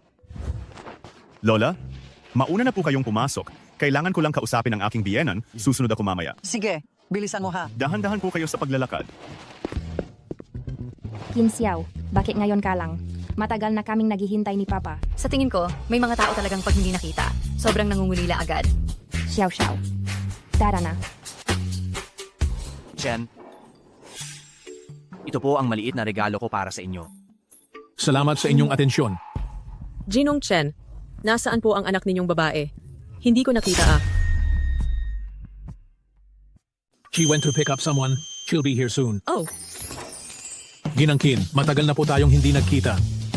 Aba, bakit kayo nakatayo? Umupo. Umupo Sige. na. Ngayon na pumunta kami rito para ito kay Qin Yue. Nagustuhan niya kasi ang anak ninyong babae, kaya pinilit niya akong magpaalam. Sabi ng anak namin, siya at ang inyong anak na babae ay nagmamahalan. Tama. Nagmamahalan? Oo, Tio Chen. Gustong-gusto ko si Xiaoxiao. At gusto rin ako ni Xiaoxiao. Ha. Ayan, tingnan mo ang nangyari. Ay naku, medyo komplikado ang bagay na ito. Ako, kailangan ko pong sabihin sa inyo, Lola, hindi naman sa hindi ako pumapayag. Pero kasal na ang anak ko. Paano mangyayari yon? Qin Yue, umupo ka. Ano bang nangyayari dito? Si Xiaoxiao, hindi siya ang anak ko. Matalik siyang kaibigan ng anak ko. Madalas siyang pumupunta rito. Sino ang makapagsasabi, palihim na nagpakasal ang anak ko? Kaya pinayagan niya si Xiaoxiao na gumanap sa kanyang posisyon at makipag-date kay Qin Yue pansamantala. Imposible, hindi mangyayari yan. King Yue, umayos ka. Nasaan ang anak mong babae? Ayan, ang anak kong babae ngayon ay sadyang dinala ang kanyang asawa.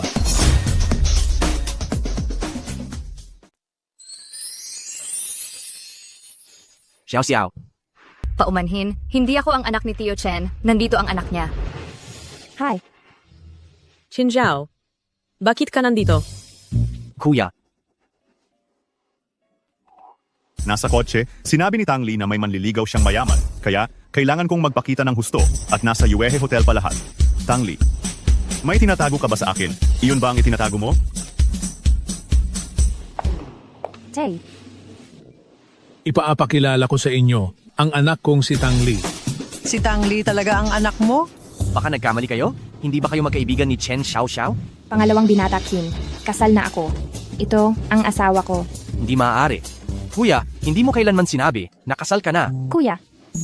Kasal ako, pero hindi mo naman kailangang kuya agad-agad. Qin Xiao. Naalala ko na.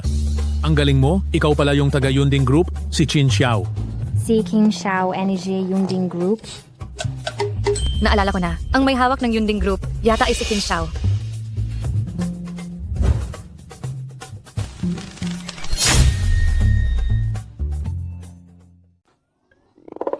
Qin Xiao, niloko mo ako. Sige na, pasensya na. Hindi ba't niloko mo rin ako? Tabla na tayo ngayon.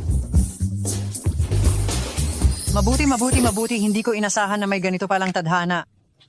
Mr. Chen, itong batang ito ay tinangay ang anak mo nang walang pasabi, kasalanan namin, ng pamilya Qin. Bakit hindi natin pag-usapan ito? Magbigay ulit ng tot para itong dalawang bata ay maging lehitimo. Ako, gustong-gusto ko si Lily. Matandang ginang ng pamilya Qin, ikaw ay isang taong may pangunawa. Mukhang gusto mo rin si Lily at si Qin Xiao. Sinasabing hindi siya lumalapit sa kababaihan. Ngayong kasama na niya si Lily, siguro ay seryoso na rin siya. Sige, pumapayag ako. Ma, paano naman si Yuer? Hindi ba't malinaw pa sa sikat ng araw na isa itong matinding kamalian ng tadhana? Hindi mo pa ba naiintindihan? Xiao, kahit hindi ka anak ni Mr. Chen, pero kung gusto mo si Qin Yue, gagamit pa rin ako ng parehong kalidad upang magtanong at makipag-usap sa inyong kamay. At hindi ko babawasan ng anumang dote. Ha ha ha ha. Lola, wag na po kayong magbiro. May iba po akong gusto. Mr. Chin, ako? Siya ang gusto ko.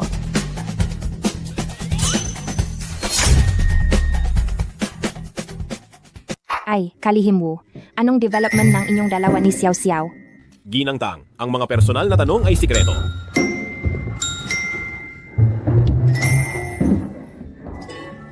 Bakit ganyan? Napakasaya mo bang makabalik sa Yonding Group? Natural lang yon. Ngayon kasi ang araw ng aking matagumpay na pagbabalik. Gusto ko talagang makita kung gaano katagal pa ang ipagyayabang ng peking presidente ng kumpanya. Na-retrieve ko na ang footage ng security camera tungkol sa pregnancy report na inilagay nila sa mesa mo. Isang salita ko lang. At palalayasin ko na sila sa kumpanya. Hindi ba't masyadong madali yun para sa kanila? Hayaang magpakita muna ako. Hindi ba? May punto ka. Siguraduhin mong dumating ka kaagad para tulungan ako.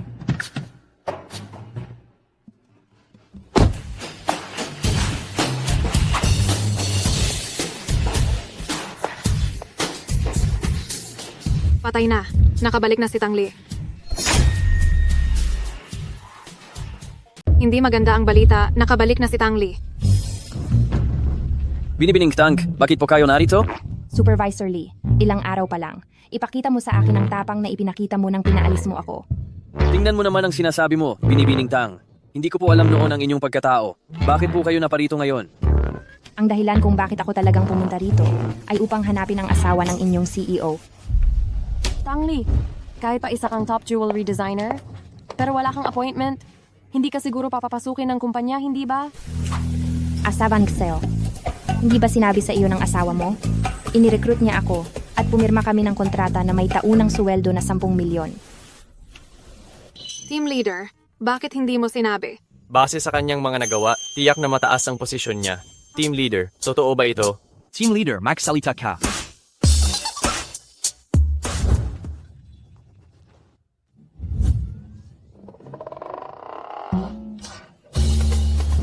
Ang kontratang ito sa pagre-recruit, pinagawa ko sa asawa ko para bigyan ka ulit ng isa pang pagkakataon para lang mabawi ang dati mong pagkakamali. Ibinigay mo. Sigurado ka ba? Oo naman. Anong gusto ng asawa ng presidente? Espesyal man si Tang Li, hindi ba't parang sinampal niya na kami sa pagkuha sa kaniya pabalik? Hayaan mo na ang nangyari noon. Pagkatapos nito, kung magtatrabaho ka ng maayos, hindi ko papayagan ang asawa ko na maging hindi patas sa iyo. Team leader, bakit hindi mo kami sinabihan ng maaga? May utang pa siyang 10 sampal sa akin. Oh, maganda pa rin ang alaala mo. Tama na. Kailangan ko pa bang magpaalam sa iyo bago ako gumawa ng isang bagay? Team leader? Team leader, si Liu Yue ay may mabuting intensyon at wala ring pakinabang sa amin ang pagkuha kay Tang Li. Ano ang alam ninyo? Ang tinitingnan ng asawa ko ay ang kita. Kung makagawa kayo ng magandang disenyo, maaari ko ring hilingin sa kanila na taasan ang sweldo ninyo. Tang Fei, hindi ko inasahan na magaling kang umarte. May utang sa iyo ng maliit na gintong tao ang Oscar. Hindi ko naiintindihan ang sinasabi mo. Ayos lang kung hindi mo naiintindihan. Kailangan mo lang malaman na ikaw, at ikaw ay tinanggal na sa trabaho. Huwag kang magbiro. Anong biro yan? May karapatan ka bang magpasya na tanggalin kami? Huwag kang magyabang, Tang Li. Kung ayaw mong magtrabaho ng maayos, maaari kong bawiin sa asawa ko. Ang kontratang ito anumang oras. Bebe, Tang, ang Yunding Group ay hindi lugar para mag-eskandalo ka. Tapos ka na bang magsalita? Naaalala niyo pa ba ang dahilan kung bakit ako umalis noon? Sabi niyo buntis ako at sinasabi niyo na peke ang impormasyon ko sa trabaho. Ito ang pregnancy test sheet noong panahong iyon. Pero nagpunta ako sa ospital at nagsagawa ako ng kaunting investigasyon at nalaman kong ang test sheet na ito, ang tunay na may-ari ay si Liu Yue. Huwag kang magsinungaling. Kung nagsisinungaling man ako o hindi ba malalaman iyan kapag nagpa-check tayo? Manager Lee, mayroon pa ba kayong security footage noon? Pakitingnan po. Hindi siya ganoon katalino. Tiyak na may nag-utos sa kanyang gawin iyon. Tang Li, opisina ito. Nagpakita ako ng kabutihan at pinakiusapan ko ang aking asawa para bigyan ka ng pagkakataong ito. Pero hindi ko inaasahan na hindi ka man lang marunong tumanaw ng utang na loob. Lumayas ka. Tumatawa ka pa rin. Tigilan.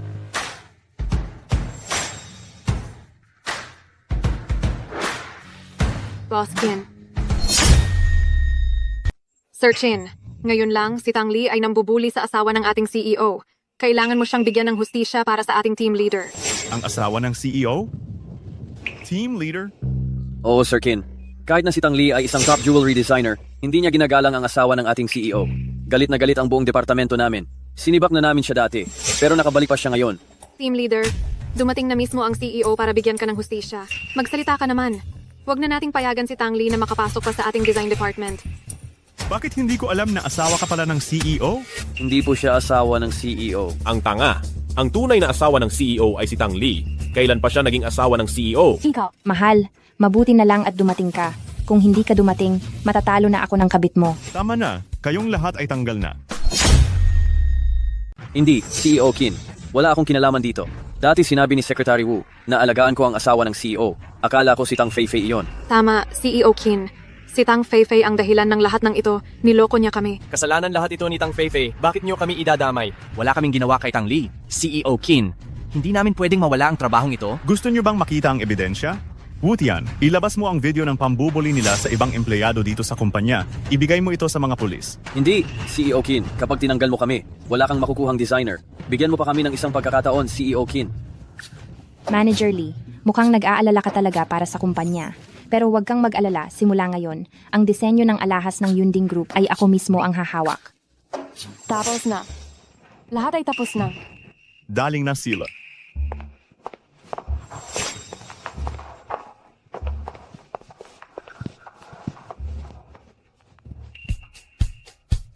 Masaya ka na ba ngayon? Sobra-sobra.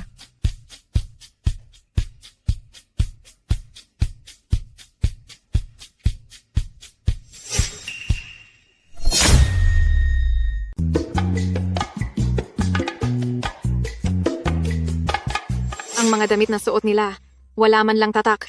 Mga pulubi na naman. Aray, kumusta itong isang ito? Medyo simple masyado yan. Makikipagdate ka pa naman. Baka mamaya mag-propose na si Qin Xiao sa iyo. Kailangan mong mag-ayos ng mabuti. Yung tipong hindi niya may iwasang tumitig sa iyo. Una. Hoy, sandali! Alam mo ba kung gaano kamahal ang mga damit namin dito? Huwag mong basta-basta hawakan. Kung hindi namin susubukan itong mga damit, paano namin malalaman kung bagay ba o hindi? Ang damit namin dito, isang piraso pa lang, libo-libo na, o kaya daang libo. Sa hitsura ninyong ganyan, hindi nyo rin yan kayang bilhin. Kung gusto nyo ng mura, doon kayo pumunta. Huwag niyong mahawaan ng baho ng kahirapan ng mga damit namin. Ang dami talagang taong mapanghusga sa mahihirap. Tara, doon tayo pumunta. Hay, hindi naman pala makabili, nagpapanggap pa. Kung hindi mo kayang bilhin, huwag ka nang magpanggap. Paumanhin, mga binibini. Bakit hindi kayo tumingin-tingin dito sa akin? Anong klaseng damit ang gusto ninyo? Hoy! Nagbibiro ka ba? Kita mo ng mukhang pulubi yan, pumapasok lang para mag-aksaya ng oras mo, tatanggapin mo pa rin yan? Gusto ko at kailangan ko. Sabihin mo nga, lagi kang nasa ilalim ng performance bawat buwan? Anong klaseng tao ba ang sinasalubong mo? Dapat ay sinibak ka na agad ni Miss Lu noon pa. Pwede ka bang umalis? Huwag mong sirain ang negosyo ko. Nandito lang ako, bakit? Hayaan mo na. Huwag mo na siyang kausapin. Halika, ipasukat mo sa kanya itong damit.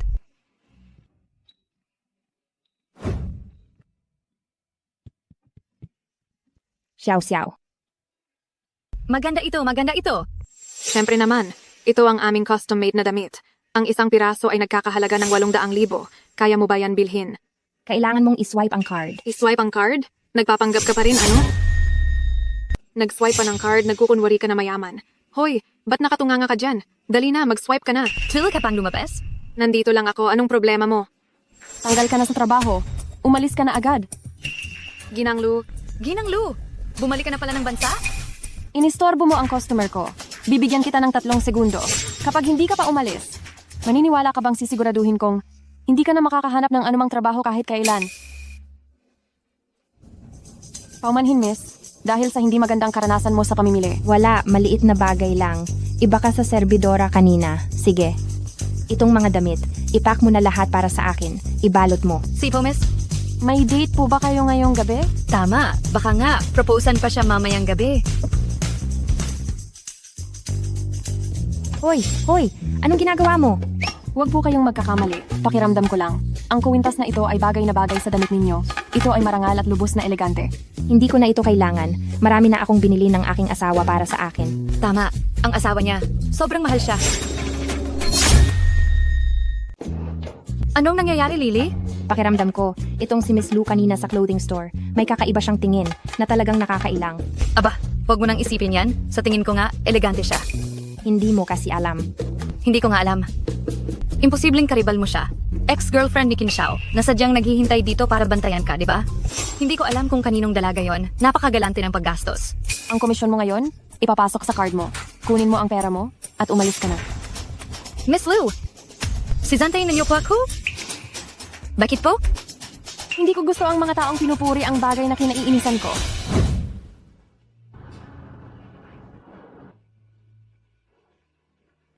Saka po, mayroon pa po bang iba, Kanu?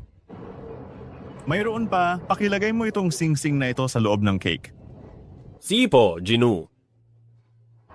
Naayos na po lahat ni Boss Chin. Pagkatapos po ng successful na proposal, papakawalan agad ang mga paputok. Teka, dumating na ba ang violinist? Papunta na po sila. Mabuti.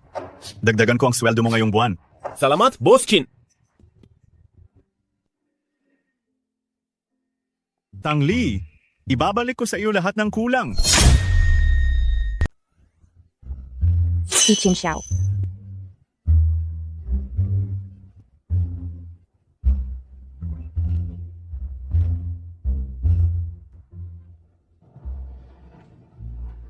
At may iba pa ibig sabihin ba hindi siya magpo-propose sa akin ngayong gabi? Yung violinist, bakit hindi pa rin dumarating? Ay, wala ba kayong pwedeng pansamantalang ipalit sa restaurant nyo? Wala po. Mukhang nagmamadali ka ah. Secretary Wu. Miss Lu, bakit ikaw yan? 2,000 isang oras. Siyempre kailangan kong pumunta. Tapos na. Magpo-propose si CEO Qin kay Miss Tang, pero ang dating nobya niya ang magiging tutugtog ng violin.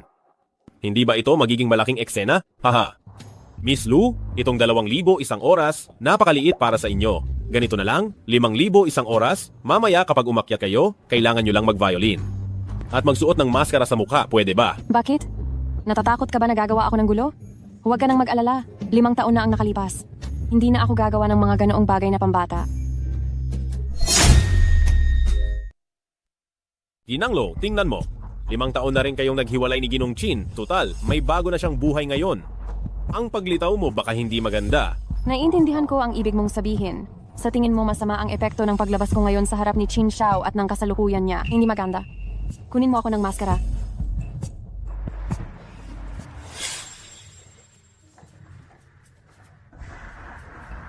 Salamat. Kumain ka pa.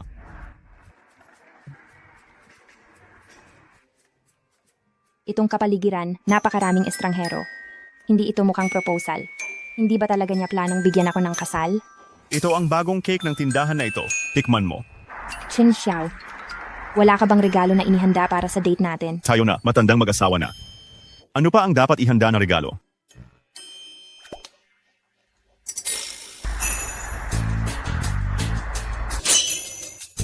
Bakit may sing-sing sa loob nito? Hindi ba ikaw ang naghanda nito? Hindi ba ikaw ang naghanda nito? Hindi ako. Qin Xiao, umayos ka't umamin. Ikaw ang naghanda nito. Magpo-propose ka sa akin, tama ba? Dali na, napakaganda ng suot ko ngayon. Bilis. Sige Nanga, mahal na binibini.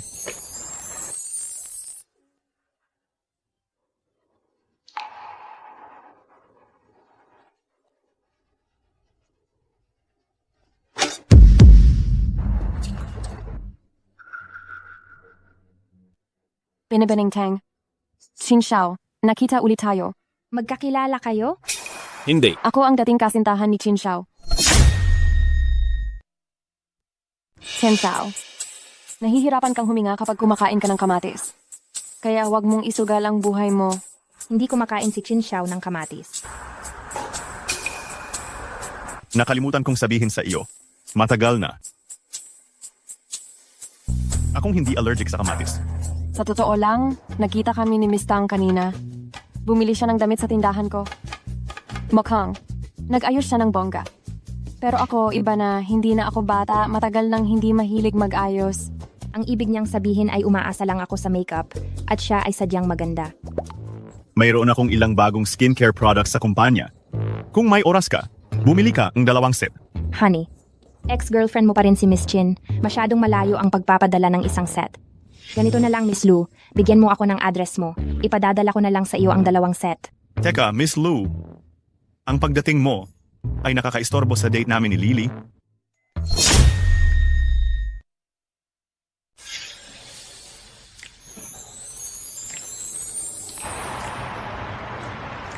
Lee, pasensiya na. Ang totoo, gusto kong mas maraming tao pa ang makasaksi ng pag-iibigan natin. Pero hindi ko inasahan. Naging masama ang kinalabasan. Mahal, alam mo naman, hindi ako nagmamadali sa ganoong mga seremonya. Ang mahalaga sa akin ay ang tunay na damdamin. Miss Lu, pwede ba tayong makiusap? Mahal, pwede ba?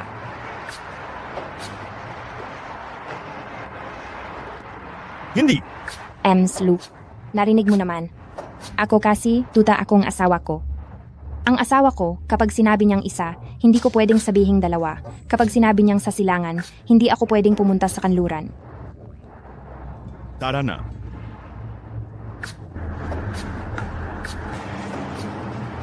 Kanselahin ang mga paputok.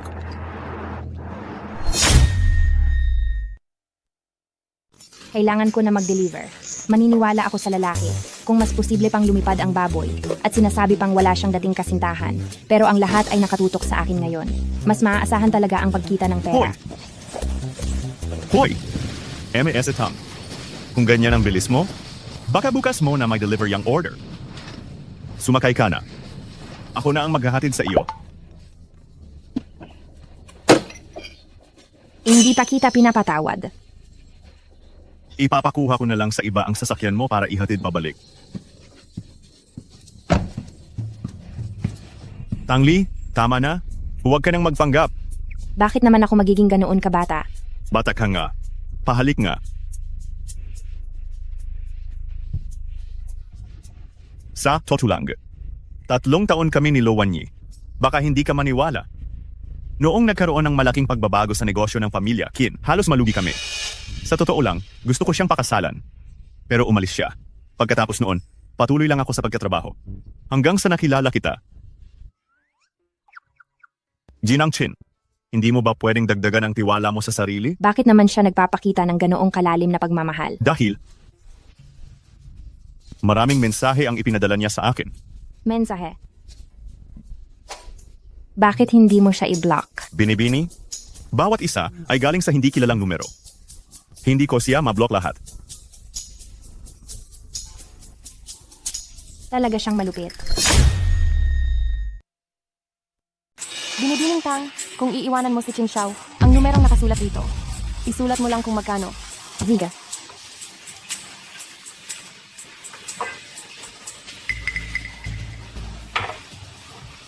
Pinapaning Tang. Mukhang napakakapos pala ng tingin mo. Wala akong masyadong magagandang katangian, pero marunong akong makibagay. Napakabait mo, Binibining Lu. Hindi ko naman siguro bibiguin ang kabaitan mo, tama. Heto ang 5 milyong piso. Sapat na iyan para sa kalahati ng iyong buhay.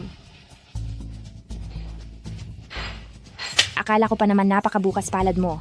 Binibining Lu, 5 milyong piso. Kumpara sa isang Qin Xiao na may 50 bilyong pisong halaga ng ari-arian. Mukhang kahit sinong bobo ay alam ang pipiliin. Kung ito lang ang pinunta mo rito para sabihin sa akin. Huwag mo nang isipin, hindi ko iiwanan si Qin Xiao. Tangli? Ako ang mahal niya. Mahal, sabi niya ikaw raw ang kanyang mahal.